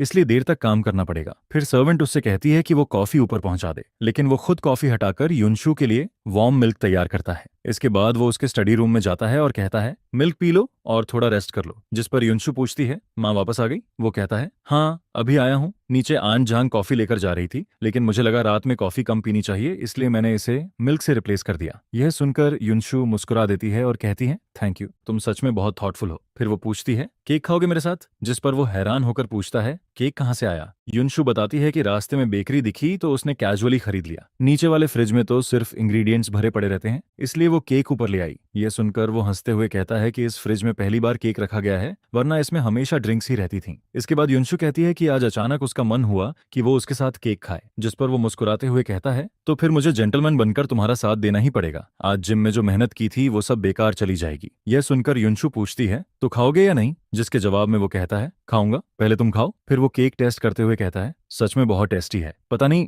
केक अच्छा है या इसलिए अच्छा लग रहा है क्योंकि तुम मुझे खुद खिला रही हो। इसके बाद वो टेबल साफ करने के लिए उठ जाता है और युनशु से कहता है कि उसने सुना है उसकी मीटिंग शुरू होने वाली है, इसलिए वो उसे डिस्टर्ब नहीं करेगा। लेकिन तभी अचानक एक कॉल आता है, जिस पर युनशु का एक्सप्रेशन तुरंत बदल जाता है और वो कहती है, क्या? मैं अभी पहुंचती हूँ। यह देखकर वो पूछता है, क्या हुआ? जिसके जवाब में युनशु बताती है कि फू नियानैन ने देर रात किसी को मार दिया है और अभी पुलिस स्टेशन में है। इसके बाद वो अपनी असिस्टेंट से कहती है कि आज की इंटरनेशनल मीटिंग ली क्वाओ हैंडल करेगा। फिर वो उससे कहती है कि वो चिंता न करे और जल्दी सो जाए, उसे इंतजार करने की जरूरत नहीं है। जिस पर वो भी उसे रास्ते में केयरफुल रहने को कहता है, लेकिन उसके जाने के बाद भी उसे नींद नहीं आती, क्योंकि फू नियानैन सेकंड मैडम की बेटी और युनशु की कजन है, साथ ही ओरिजिनल स्टोरी की फ्यूचर हायर भी, और अब तक वो उससे कभी मिला भी नहीं था। जिस पर वो क्यूरियोसिटी में उसका नाम इंटरनेट पर सर्च करता है और उसे फू नियानैन का शॉर्ट वीडियो अकाउंट मिल जाता है। वीडियोस में वो काफी एनर्जेटिक लड़की दिखाई देती है, साथ ही फैक्ट्री वर्कर्स के साथ भी बहुत अच्छे से घुल मिलकर रहती है। फिर एक वीडियो के नीचे कमेंट दिखता है, अरे सिस्टर नियानैन, क्या आप अपने ही फैमिली फैक्ट्री में काम कर रही हो? मेहनत करते रहो, सिस्टर युनशु तुम्हारे साथ गलत नहीं होने देगी, जल्दी ही तुम्हें हेडक्वार्टर्स में बुला लिया जाएगा। जिसके जवाब में फू नियानैन ने लिखा होता है, आई लव फैक्ट्री, फैक्ट्री मुझे खुश रखती है। यह देखकर उसे याद आता है कि नॉवेल में एक बार मीटिंग के दौरान फू नियानन ने बताया था कि ग्रेजुएशन के तुरंत बाद उसे फैक्ट्री में ट्रेनिंग के लिए भेजा गया था, फिर अलग अलग डिपार्टमेंट्स में भी काम कराया गया, यानी युनशु ने उसे कोई स्पेशल प्रिविलेज नहीं दिया था, उसने भी नीचे से शुरू किया था। यह सब देखकर उसे लगता है कि सेकंड मैडम, फू शिंगहे और फू नियानैन, ये तीनों लोग काफी अच्छे हैं। अब बस युनशु के सेकंड अंकल ही ऐसे हैं जिनसे वो अभी तक नहीं मिला। लेकिन तभी गलती से उसका हाथ स्लिप हो जाता है और वो फू नियानैन की पोस्ट लाइक कर देता है, जिस पर वो तुरंत फ्रीज हो जाता है। उसे लगता है कि शायद फू नियानैन ने उसकी लाइक नोटिस कर ली होगी और अब वो ये बात युनशु को भी बता देगी। इसके बाद युनशु का मैसेज आता है, अभी तक सोए नहीं, चिंता मत करो, उसने सिर्फ सेल्फ डिफेंस में ऐसा किया था। ये सुनकर वो थोड़ा शांत हो जाता है और युनशु से कहता है कि वो जल्दी वापस आ जाए। लेकिन जब युनशु रात में लौटती है तब तक उसकी सारी नींद उड़ चुकी होती है। वंस उसकी स्लीप टूट जाए फिर उसके लिए दोबारा सोना आसान नहीं रहता। जिस पर फो वांथू वापस आकर धीरे से पूछती है, तुम अभी तक सोए नहीं? जिसके जवाब में वो कहता है, नींद नहीं आ रही थी, इसलिए बस नॉक पड़ रहा था। फिर वो तुरंत पूछ बैठता है, वैसे आज रात आखिर हुआ क्या था? जिस पर फो वांथू आराम से कहती है, कोई बड़ी बात नहीं थी। इसके बाद वो बाथरूम में चली जाती है, लेकिन जब तक वो नहाकर बाहर आती है तब तक वो आधा सो चुका होता है। फिर फो वांथू आकर उसके बगल में लेट जाती है। शायद पेट के बल सोना अनकंफर्टेबल लग रहा था, इसलिए नींद में ही वो करवट बदल देता है। लेकिन अगले ही पल उसका पूरा शरीर सीधे फो वांथू के सॉफ्ट बॉडी के ऊपर आ गिरता है, जिस पर वो झटके से जाग जाता है। अब दोनों के चेहरे एक दूसरे से बस कुछ इंच की दूरी पर होते हैं। वो उसकी बॉडी वार्मथ और शॉवर जेल की हल्की खुशबू को साफ फील कर सकता था, जिस पर उसे पिछली बार वाला अनफॉरगेटेबल किस याद आ जाता है। लेकिन इस बार वो तुरंत किस नहीं करता, बल्कि चुपचाप उसके रिएक्शन को देखने लगता है। धीरे धीरे फो वांथुर का चेहरा लाल होने लगता है। यह देखकर उसका हार्ट बीट भी तेज हो जाता है। फिर दोनों बस एक दूसरे को देखते रहते हैं और कमरे का एटमॉस्फेयर धीरे धीरे रोमांटिक और एम्बिगियस होने लगता है, जिस पर वो धीरे से उसके करीब आता है और उसके लिप्स पर हल्का सा किस कर देता है। इसके बाद अगली सुबह जब उसकी आंख खुलती है तब तक उसके बगल में सो रही वुमन जा चुकी होती है। वो फोन उठाकर टाइम देखता है और सुबह के 10 बज चुके होते हैं। फिर उसे फो वांथू का मैसेज दिखता है, मैं ऑफिस जा रही हूँ, जिस पर उसके चेहरे पर हल्की स्माइल आ जाती है। वो रिप्लाई करने ही वाला होता है कि तभी उसकी मदर इन लॉ का वीडियो कॉल आ जाता है, जिस पर वो तुरंत कॉल उठाकर कहता है, गुड मॉर्निंग मॉम। यह सुनकर वो हंसते हुए कहती हैं, अरे मैंने कहीं तुम्हारी नींद तो खराब नहीं कर दी? जिसके जवाब में वो कहता है, नहीं मॉम, मैं भी अभी अभी उठा हूँ। फिर वो पूछता है, आप घर वापस आ गई? जिस पर वो कहती हैं, हाँ आज सुबह ही पहुंची हूँ, दोपहर में यहाँ आ जाना, मैं तुम दोनों के लिए बहुत सारे गिफ्ट्स लाई हूँ। जिस पर वो तुरंत हामी भर देता है। इसके बाद जब वो पुराने घर के कोर्टयार्ड में पहुंचता है तब वो देखता है कि उसकी मदर इन लॉ किसी आदमी से बात कर रही हैं। पास जाकर देखने पर उसे पता चलता है कि वो आदमी फो वांथू का सेकंड अंकल है, जिस पर वो पोलिटली ग्रीट करता है। फिर सेकंड अंकल कहते हैं, सुना था तुम्हारी माँ वापस आ गई हैं, इसलिए लिन सिटी लौटने से पहले मिलने आ गया। इसके बाद वो उससे पूछते हैं, आज तुम काम पर नहीं गए? जिस पर उसकी मदर इन लॉ हंसते हुए कहती हैं, अरे अभी अभी तो दोनों की शादी हुई है, इसलिए मैंने सोचा थोड़ा छुट्टी दे दूं। हनीमून पर जाने का भी प्लान था, लेकिन मेरा हाथ टूट गया, इसलिए दोनों मेरे पास रुक गए। यह सुनकर सेकंड अंकल कहते हैं, वैसे भी छुट्टी ले ही रखी है तो घर पर आराम करना बुरा नहीं है, बाद में स्कूल वापस जाकर पढ़ाना शुरू करेगा तो काफी बिजी हो जाएगा। फिर वो अपने बेटे का जिक्र करते हुए कहते हैं, हमारे टीन्हा हा का भी यही हाल है, काम शुरू करो तो फिर एंजॉय करने का टाइम ही नहीं मिलता, रोज इतना बिजी रहता है कि हालत खराब हो जाती है। इसके बाद वो जाने लगते हैं, जिस पर वो कहता है, सेकंड अंकल मैं आपको बाहर तक छोड़ देता हूँ। रास्ते में सेकंड अंकल उससे पूछते हैं, सुना है तुम ऑडिटिंग मेजर पढ़ाते हो? जिसके जवाब में वो कहता है, जी सही सुना आपने। जिस पर सेकंड अंकल कहते हैं, ये फील्ड काफी प्रॉमिसिंग है, तुमने कभी अकाउंटिंग फर्म्स ज्वाइन करने के बारे में नहीं सोचा? कुछ फर्म्स तो इतनी अच्छी हैं कि तुम आराम से चूज कर सकते हो। यह सुनकर वो हल्का मुस्कुरा देता है और कहता है, आप मजाक कर रहे हैं, मैं इतना कैपेबल कहाँ हूं, और वैसे भी अकाउंटिंग फर्म्स में बहुत वर्कलोड होता है, मैं थोड़ा स्टेबल और आराम वाला काम चाहता हूँ। हालांकि उसके मन में आता है कि पिछले लाइफ में उसका सबसे बड़ा सपना बिग फोर फर्म्स में जाना था, लेकिन वो इंटर्नशिप तक हासिल नहीं कर पाया था और उसे अच्छे से पता था कि उन बड़ी फर्म्स में कितना प्रेशर होता है। जिस पर वो आगे कहता है, मेरे लिए एक नॉर्मल लेक्चरर बनकर रहना ही काफी अच्छा है। यह सुनकर सेकंड अंकल बस हल्का सा सिर हिलाते हैं और कुछ नहीं कहते। फिर वो कार में बैठकर वहां से निकल जाते हैं, लेकिन उनके जाने के बाद भी वो उनकी बातों के बारे में सोचता रहता है। तभी ओल्ड मैडम उसका हाथ पकड़कर कहती हैं, आगे से अपने सेकंड अंकल से थोड़ा सावधान रहना। जिस पर वो आगे बताती हैं, उसका दिमाग बहुत चालाक है, सामने कुछ और पीछे कुछ और करता है, बहुत केयरफुल रहना। फिर वो पुराने दिनों की बातें बताने लगती हैं, जब मैं और तुम्हारे फादर बिजनेस शुरू कर रहे थे तब ग्रैंडफादर ने हमें कुछ शुरुआती पैसे दिए थे, लेकिन फोकिन्हा वी को लगा कि ग्रैंडफादर उसे इग्नोर कर रहे हैं, इसलिए उसने भी पैसे मांगे और हमारे जैसा बिजनेस शुरू किया। लेकिन बाद में जब हमारा बिजनेस सक्सेसफुल हो गया तब वो जिद करने लगा कि ग्रैंडफादर ने सीक्रेटली हमें एक्स्ट्रा सपोर्ट दिया था, इसलिए वो कंपनी का आधा हिस्सा मांगने लगा। उस वक्त ग्रैंडफादर बहुत बीमार थे, तुम्हारे फादर नहीं चाहते थे कि फैमिली फाइट की वजह से वो चैन से आंखें भी बंद न कर पाएं, इसलिए उन्होंने कंपनी का आधा हिस्सा उसे दे दिया। लेकिन बाद में वो उस हिस्से को लेकर सीधे लिन सिटी चला गया और अलग कंपनी शुरू कर दी। हमेशा यही साबित करना चाहता था कि वो हमसे ज्यादा कैपेबल है, लेकिन इतने सालों बाद भी उसकी कंपनी में कोई खास प्रोग्रेस नहीं हुई।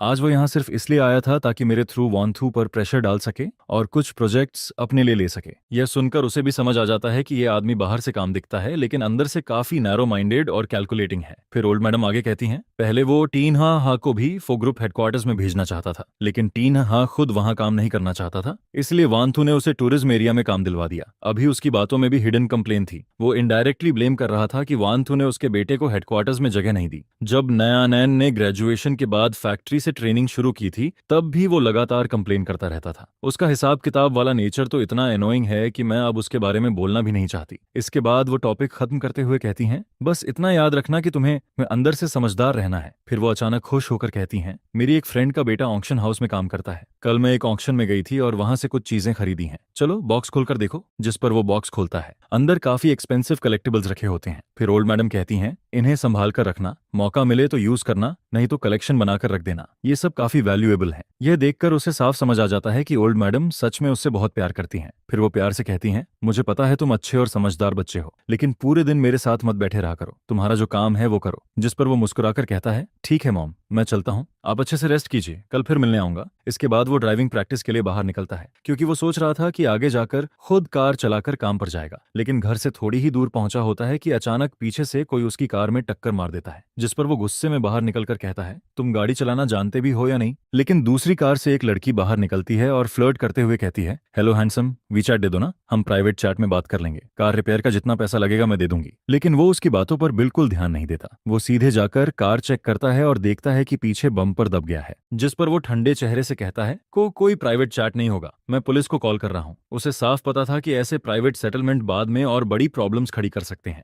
इसके बाद ट्रैफिक पुलिस जल्दी ही वहां पहुंच जाती है और दोनों को गाड़ियां साइड में लगाने के लिए कहती है ताकि मामला सेफली हैंडल हो सके। लेकिन तभी सामने एक ब्लैक कार आकर रुकती है और अगले ही पल फोवानथू जल्दी से बाहर निकलती है। जिस पर वो घबराकर पूछती है, अनथान तुम ठीक हो ना? जिसके जवाब में वो कहता है, मैं ठीक हूँ, गलती सामने वाली की थी, ट्रैफिक पुलिस सब हैंडल कर चुकी है। फिर वो हैरानी से पूछता है, लेकिन तुम यहाँ कैसे पहुंच गई? जिस पर फोवानथू कहती है, तिन्हा हा ने मुझे बताया, मुझे चिंता हो रही थी इसलिए खुद देखने चली आई। ये सुनकर वो मन ही मन सोचने लगता है कि फो तिन्हा हा का मुंह सच में बहुत फास्ट है।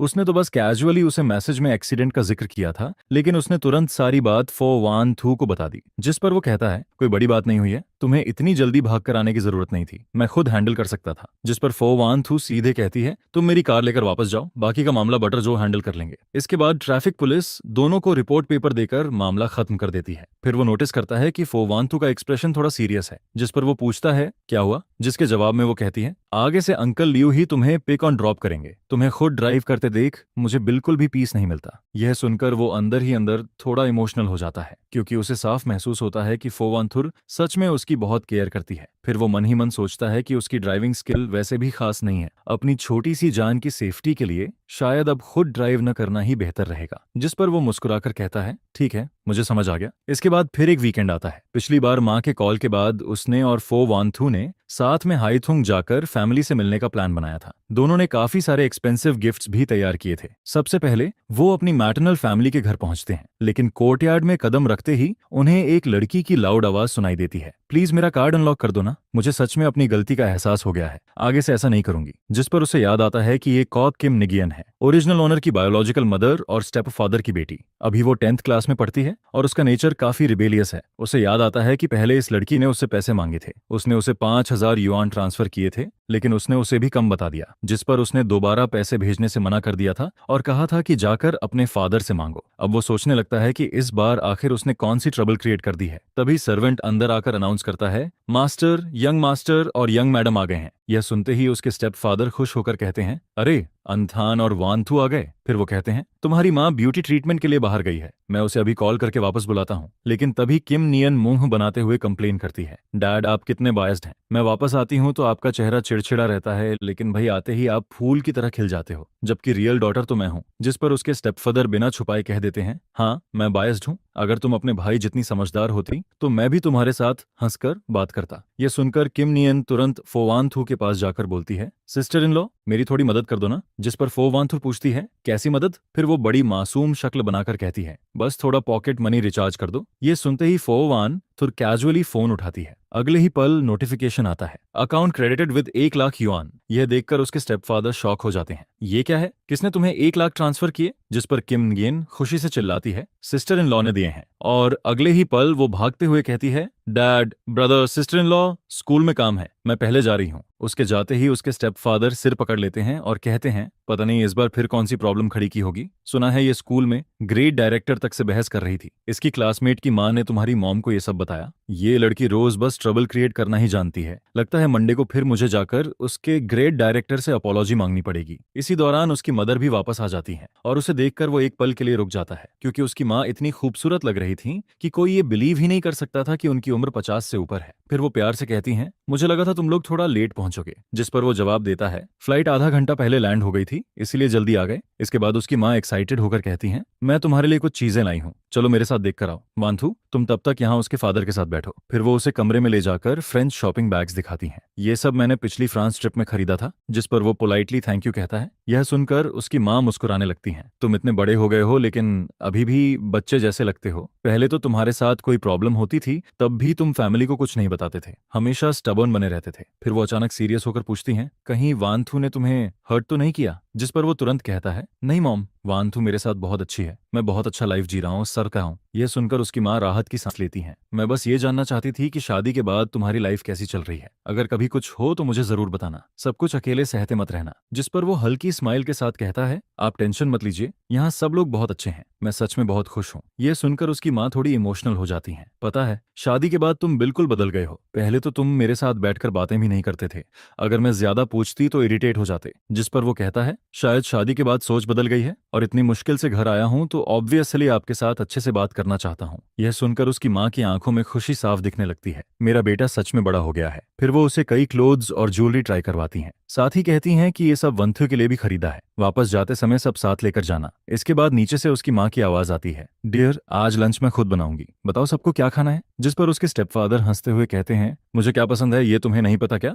बच्चों से पूछो। फिर वो दोनों से पूछती हैं कि उन्हें क्या खाना है। तभी उसके स्टेपफादर तुरंत कहते हैं, धीरे चलो, अपनी वेस्ट का ध्यान रखो। जिस पर वो हंसते हुए कहती हैं, कोई बात नहीं, तुम हो ना। यह देखकर किम नियन तुरंत कंप्लेन करती है, बस करो आप लोग, इतना डॉग फूड देखकर ही मेरा पेट भर गया। जिस पर उसके स्टेपफादर हंसते हुए कहते हैं, तुम और तुम्हारा फ्यूचर हस्बैंड भी ऐसा कर सकते हो। यह सुनकर वो एक पल के लिए फ्रीज हो जाता है और बगल में बैठी फोवानथु की तरफ देखने लगता है। सरप्राइजिंगली फोवानथु भी उसी वक्त उसकी तरफ देख रही होती है, जिस पर दोनों के बीच का एटमॉस्फेयर थोड़ा ऑकवर्ड लेकिन स्वीट हो जाता है। फिर वो जल्दी से कहता है, मॉम मुझे स्वीट एंड्स और रिब्स और स्टीम्ड फिश खाना है। इसके बाद दोनों पेरेंट्स बातें करते हुए किचन में चले जाते हैं। फिर वो धीरे से फोवांथू से पूछता है, अभी तुम डैड से क्या बात कर रही थी? जिस पर वो कैजुअली कहती है, बस बिजनेस की बातें। लेकिन वो थोड़ा कंफ्यूज्ड होकर पूछता है, हमारी शादी तो सिर्फ वेन और फो फैमिलीज के इंटरेस्ट से जुड़ी है, कॉ फैमिली का बिजनेस से कोई कनेक्शन नहीं है। फिर दोनों के बीच किस बात की डिस्कशन हो रही थी? यह सुनकर फोवांथू थोड़ा सीरियस हो जाती है। डैड ने मुझे सावधान रहने को कहा है। कुछ समय पहले उन्होंने सेकंड अंकल को हाईतान में सीक्रेटली एक सप्लायर से मिलते देखा था। वो सप्लायर हमारे फो ग्रुप की कोर प्रोडक्शन लाइन हैंडल करता है। फिर वो धीमी आवाज में कहती है, ये बात किसी को मत बताना, इससे फो ग्रुप के स्टॉक्स तक अफेक्ट हो सकते हैं। जिस पर वो तुरंत कहता है, तुम चिंता मत करो, मैं किसी को कुछ नहीं बताऊंगा। इसके बाद वो कहता है, वैसे पिछली बार ओल्ड हाउस में मॉम ने भी मुझे सेकंड अंकल से सावधान रहने को कहा था। यह सुनकर फोवांथू कहती है, तुम टेंशन मत लो, मैं इस मैटर की सीक्रेटली इन्वेस्टिगेशन करवाऊंगी। लेकिन तभी उसे अचानक नॉवेल वाला कार एक्सीडेंट याद आ जाता है। जिस पर वो पूछता है, क्या तुम्हारे सेकंड अंकल बिजनेस के लिए इलीगल काम भी कर सकते हैं? यह सुनकर फोवांथू एक पल के लिए चुप हो जाती है। फिर धीरे से कहती है, तो तुमने भी नोटिस कर लिया? इसके बाद वो बताती है, डैड ने उन्हें हाईतान में कोर सप्लायर से सीक्रेटली मिलते देखा था। वो लोग हमारी सबसे इंपॉर्टेंट प्रोडक्शन चेन कंट्रोल करते हैं। और सिर्फ इतना ही नहीं, मॉम ने मुझे पहले भी बताया था कि जब फैमिली शुरू में स्ट्रगल कर रही थी तब सेकंड अंकल इनहेरिटेंस के लिए प्रॉब्लम्स क्रिएट करते रहते थे। अब कुछ लोग सीक्रेटली हमारे करीब आने की कोशिश कर रहे हैं। साफ दिख रहा है कि उनका टारगेट फो ग्रुप है। पहले मैं वर्स्ट पॉसिबिलिटी के बारे में सोचने से बच रही थी, लेकिन अब उनके एक्शंस बहुत ऑब्वियस होते जा रहे हैं। फिर वो उसका हाथ पकड़कर कहती है, वेंथान, ये बहुत डेंजरस है, तुम इसमें डायरेक्टली इन्वॉल्व मत होना। मुझे डर है कि वो तुम्हें टारगेट बना सकते हैं। यह सुनकर वो बिना हिचकिचाए कहता है, लेकिन मैं तुम्हारा हस्बैंड हूँ, मॉम भी मुझे फैमिली मानती हैं, मैं कैसे तुम्हें ये सब अकेले हैंडल करने दूं? हम बस थोड़ा केयरफुल रहेंगे, ज्यादा से ज्यादा जहां भी जाएंगे अंकल लियू को साथ रखेंगे, तब कुछ नहीं होगा। यह सुनकर फोवांथू की आंखों में हल्की वार्मथ आ जाती है। इसके बाद वो लोग हाईतान में 2 दिन और रुकते हैं, जिस पर उसकी माँ उसे बार बार याद दिलाती हैं, वांथू पर बहुत काम का प्रेशर है, ध्यान रखना कि वो टाइम पर खाना खाए, उसे हर वक्त सिर्फ कॉफी पीकर मत रहने देना। जिस पर वो कॉन्फिडेंस के साथ कहता है, मॉम आप टेंशन मत लीजिए, मैं रोज उसे प्रॉपरली खाना खिलाऊंगा। फिर उसके स्टेपफादर भी सीरियस होकर कहते हैं, अगर फोक इन्हें वी की तरफ से कोई भी अनयूजुअल मूवमेंट दिखे तो तुरंत मुझे कॉल करना। राजधानी में अभी भी मेरे कुछ कनेक्शंस हैं जो मदद कर सकते हैं। जिस पर वो सिर हिलाकर कहता है, जी मुझे याद रहेगा। और तभी जाते जाते किम नियन फिर से उसके पास आकर मुस्कुराते हुए कहती है, सिस्टर इन लॉ,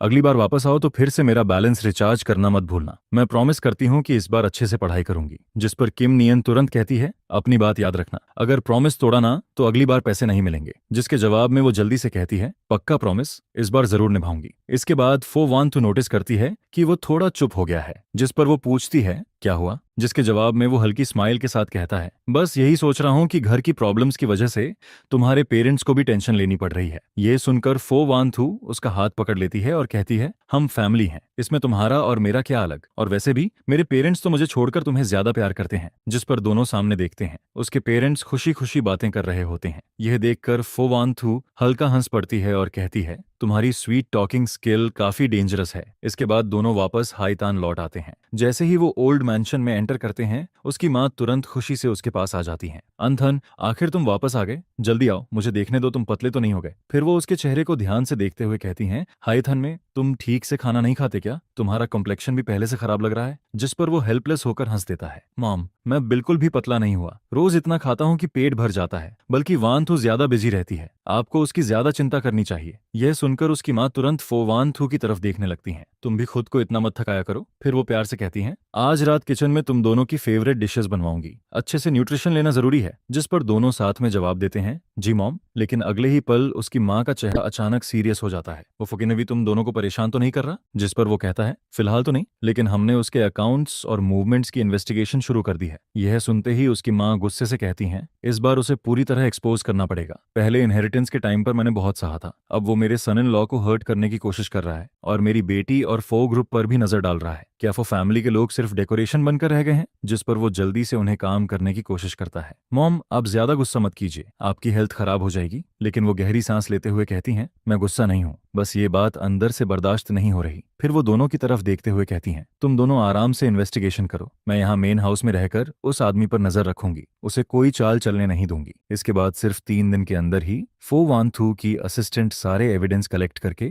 वापस राजधानी लौट आती है। जिस पर वो रिपोर्ट देते हुए कहती है, प्रेसिडेंट सारी इन्वेस्टिगेशन क्लियर हो चुकी है। वाइस प्रेसिडेंट फो ने लिन सिटी ब्रांच के फंड्स में गड़बड़ की है। उसने 300 मिलियन युआन अपनी पर्सनल डेट्स चुकाने में इस्तेमाल किए हैं। सिर्फ इतना ही नहीं, उसने बाहर के कॉम्पिटिटर्स के साथ मिलकर वेस्ट सिटी वाले कोर प्रोजेक्ट को हथियाने की भी प्लानिंग की है। और सबसे डेंजरस बात यह है कि उसने सीक्रेटली आपकी कार के ब्रेक सिस्टम के साथ छेड़छाड़ करवाई थी। वो एक्सीडेंट क्रिएट करना चाहता था। यह सुनकर उसे तुरंत प्रीवियस असिस्टेंट का कार एक्सीडेंट याद आ जाता है। अब उसे समझ आता है कि वो सब भी उसी आदमी की प्लानिंग थी। जिस पर फोवानथुर कोल्ड एक्सप्रेशन के साथ कहती है, कल सुबह 10 बजे इमरजेंसी बोर्ड मीटिंग अरेंज करो। अगले दिन बोर्ड मीटिंग शुरू होती है एंड फोवानथुर सबके सामने अनाउंस करती है, फोकिन्ह वी ने अपनी पोजीशन का मिसयूज करके कंपनी फंड्स एम्बेजल किए हैं, साथ ही कंपनी प्रेसिडेंट की हत्या की कोशिश भी की है। सारे एविडेंस कंफर्म हो चुके हैं। आज से उसे उसके सारे पोजीशन से रिमूव किया जाता है और लॉ के हिसाब से क्रिमिनल इन्वेस्टिगेशन शुरू होगी। यह सुनकर फोकिन्ह वी तुरंत गुस्से में चिल्लाने लगता है, ये सब झूठ है, तुम लोग मुझे फंसा रहे हो। जिस पर फोवानथु बिना एक्सप्रेशन बदले कहती है, तुम्हें फंसाया गया है या नहीं,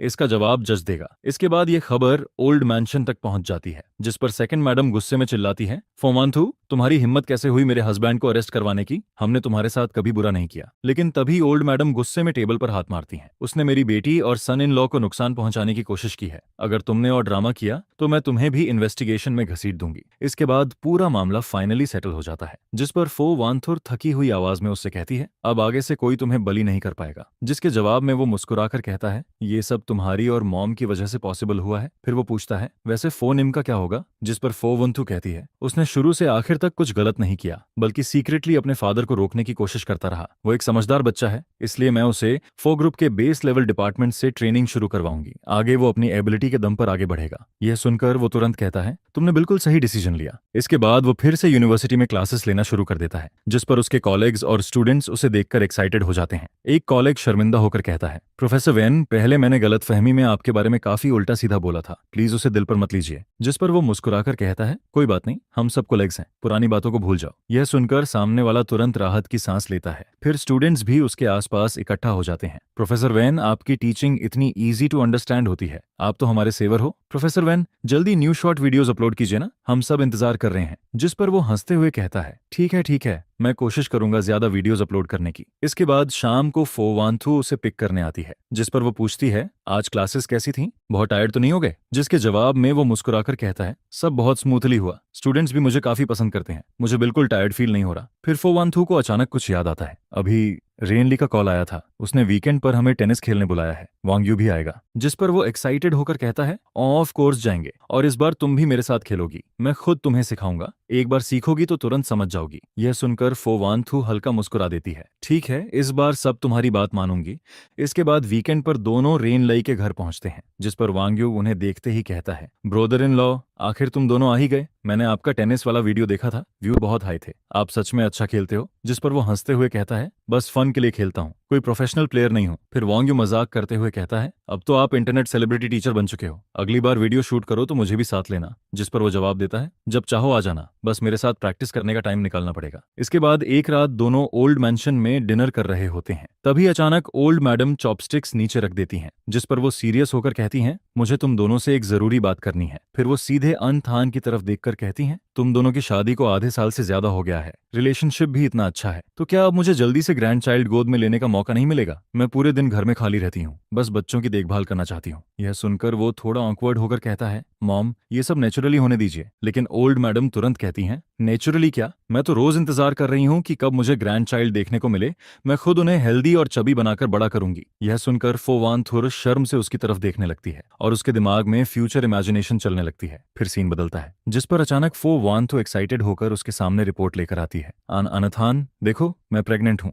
डॉक्टर ने कहा है कि 6 वीक्स हो चुके हैं। यह सुनते ही वो पूरी तरह फ्रीज हो जाता है। फिर अगले ही पल खुशी से उसकी आंखें चमकने लगती हैं, सच में मैं फादर बनने वाला हूँ। और ओल्ड मैडम भी खुशी से लगभग रो पड़ती हैं, मैं फाइनली ग्रैंड मदर बनने वाली हूँ। इसके बाद मैंशन पूरी तरह एक्साइटमेंट से भर जाता है। वांतु को सॉर फूड चाहिए या स्वीट, किचन जल्दी प्रिपेयर करो। अंथन, तुम भी ध्यान रखना, अगर रात में उसे भूख लगे तो तुरंत किचन बुलाना। फिर एक रात फोवंथु कहती है, अंथन, मेरे पैरों में सूजन आ गई है। जिस पर वो तुरंत उसके पास बैठकर कहता है, मैं मसाज कर देता हूँ। यह सुनकर वो धीरे से कहती है, धीरे करना। कभी वो रात में भूख लगने की बात करती है तो वो तुरंत उठकर उसके लिए वोंटन बनाने किचन चला जाता है। जिस पर फोवानथु उससे पूछती है, क्या तुम्हें ये सब ट्रबलसम नहीं लगता? लेकिन वो बिना सोचे जवाब देता है, नेवर, तुम और हमारा बच्चा मेरी जिंदगी का सबसे प्रेशियस ट्रेजर हो। इसके बाद आखिरकार फोवानथु सेफली ट्विंस को जन्म देती है, एक बेबी बॉय जिसकी आंखें बिल्कुल उसकी तरह थीं और एक बेबी गर्ल जो बिल्कुल फोवांथू जैसी लगती थी, इतनी क्यूट जैसे जैड से बनी डॉल हो, जिस पर वो इमोशनल होकर कहता है, देखो इन्हें, ये दोनों हम दोनों जैसे लग रहे हैं। यह सुनकर फोवांथू की आंखों से तुरंत आंसू गिरने लगते हैं। सच में हमारे बच्चे कितने खूबसूरत हैं। इसके बाद ओल्ड मैडम दोनों बेबीज को गोद में लेकर खुशी से कहती हैं, बहुत अच्छा,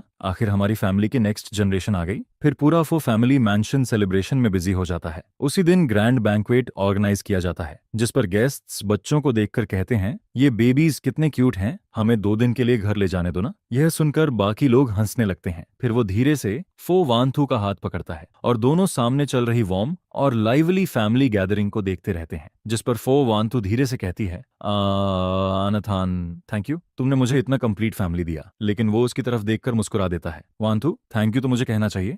रात गहराने लगती है, जिस पर दोनों बच्चे अपने छोटे से क्रैडल में चैन से सो रहे होते हैं। कमरे में हल्की वार्म लाइट फैली होती है और पूरा माहौल बेहद पीसफुल लग रहा होता है, जिस पर फो वानथू धीरे से उसके कंधे पर सिर रखकर पूछती है, आनाथान, क्या हम हमेशा ऐसे ही खुश रहेंगे? यह सुनकर वो बिना एक पल सोचे हल्की स्माइल के साथ कहता है, हाँ हमेशा, इस जिंदगी में ये कभी नहीं बदलेगा। फिर वो दोनों अपने सोते हुए बच्चों को देखते रहते हैं। हेल्दी पेरेंट्स, सुरक्षित और खुश बच्चे और एक दूसरे का साथ, बस यही सिंपल लेकिन सबसे खूबसूरत जिंदगी थी। जिस पर वो मन ही मन सोचता है कि पेरेंट्स हेल्दी रहें, बच्चे सुरक्षित बड़े हों और हम हमेशा एक दूसरे के साथ रहें। एक ऐसी जिंदगी जो शांति, वार्मथ और एंडलेस प्यार से भरी हो, आसमान में चमकते स्टार्स की तरह जेंटल और खूबसूरत। यही तो वो लाइफ है जिसकी उसने हमेशा से चाहत की थी।